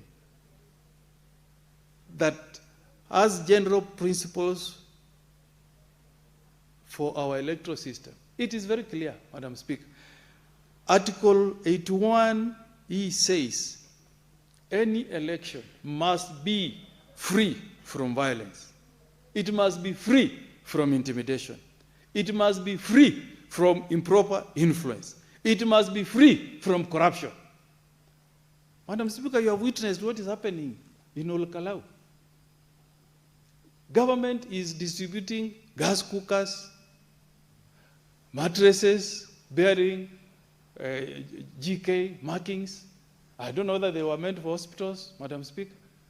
And we want to tell the country that that's a free and fair election, Madam Speaker. That's corruption. What is ethics and corruption doing about what we are seeing? Open bribery, Madam Speaker. People are getting money, 1,000, no change, go with it.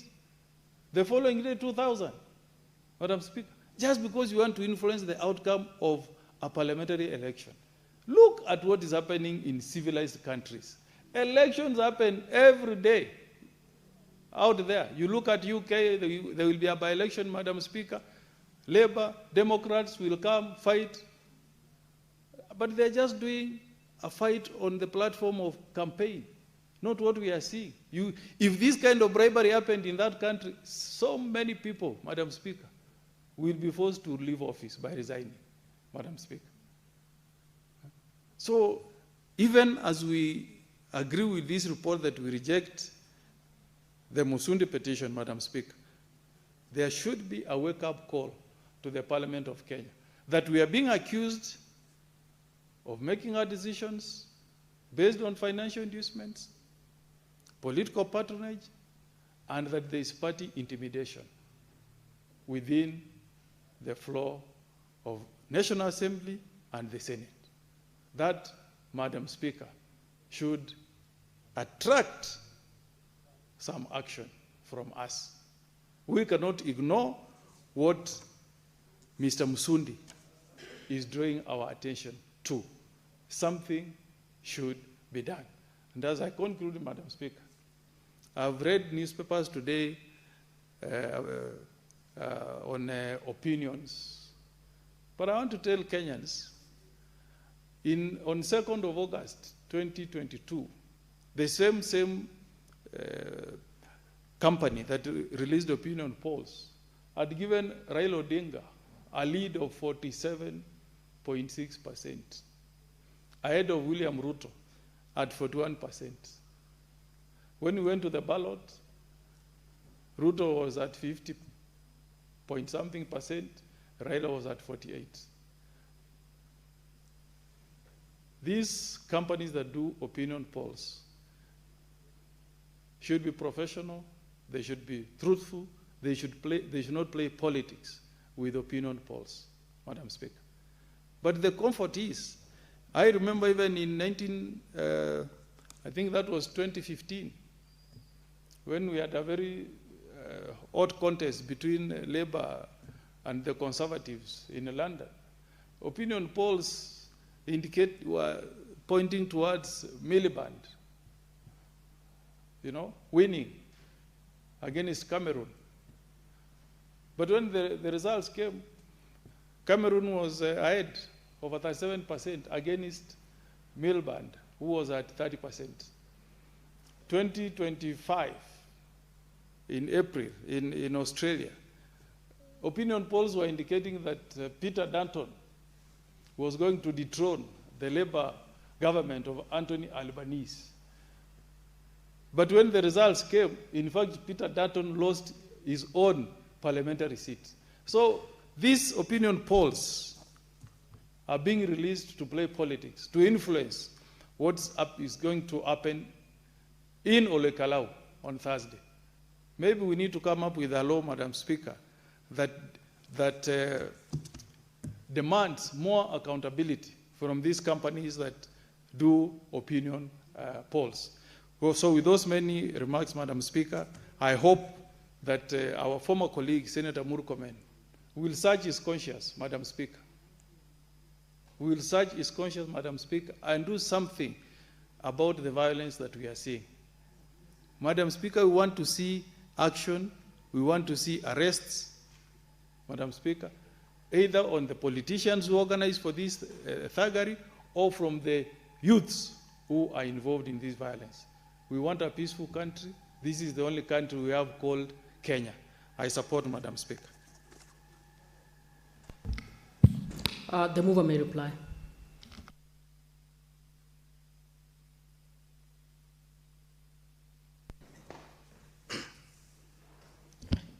Madam Speaker, I'm guided that I've got 30 minutes to reply.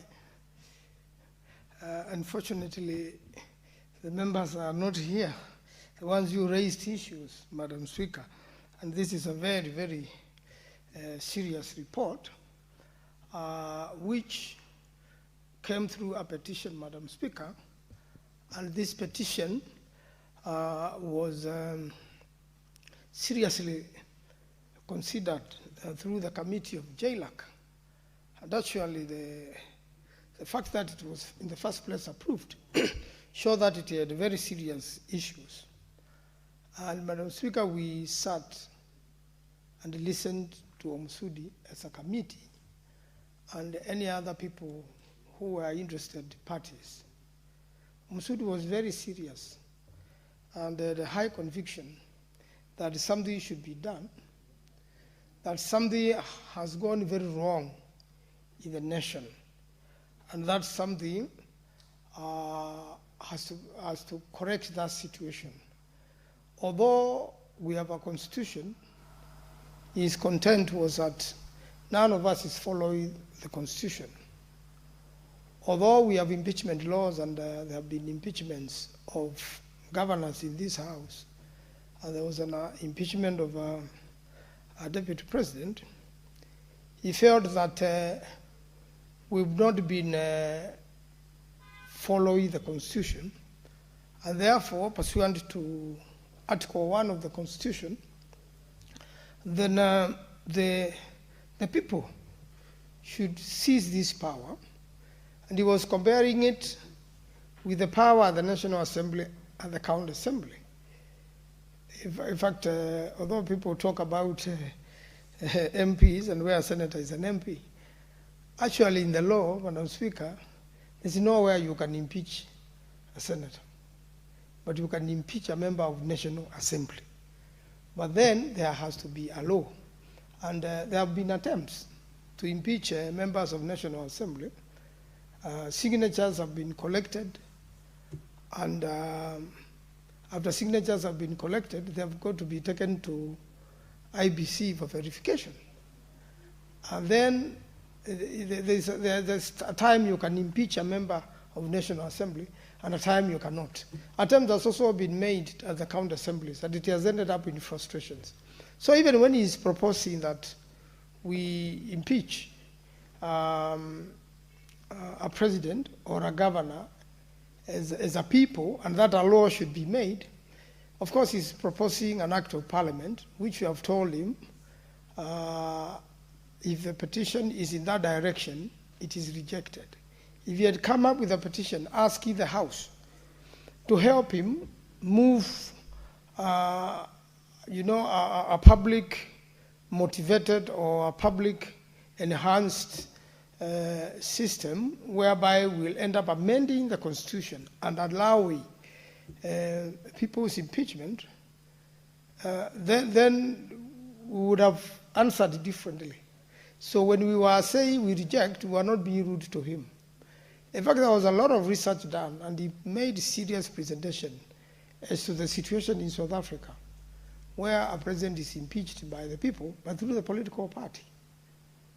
And it is true, if a political party was fed up with its president, through its numbers, supported by other numbers in the House, through a political party, you can actually impeach. But in our scenario, you've got to come to the House through an impeachment motion.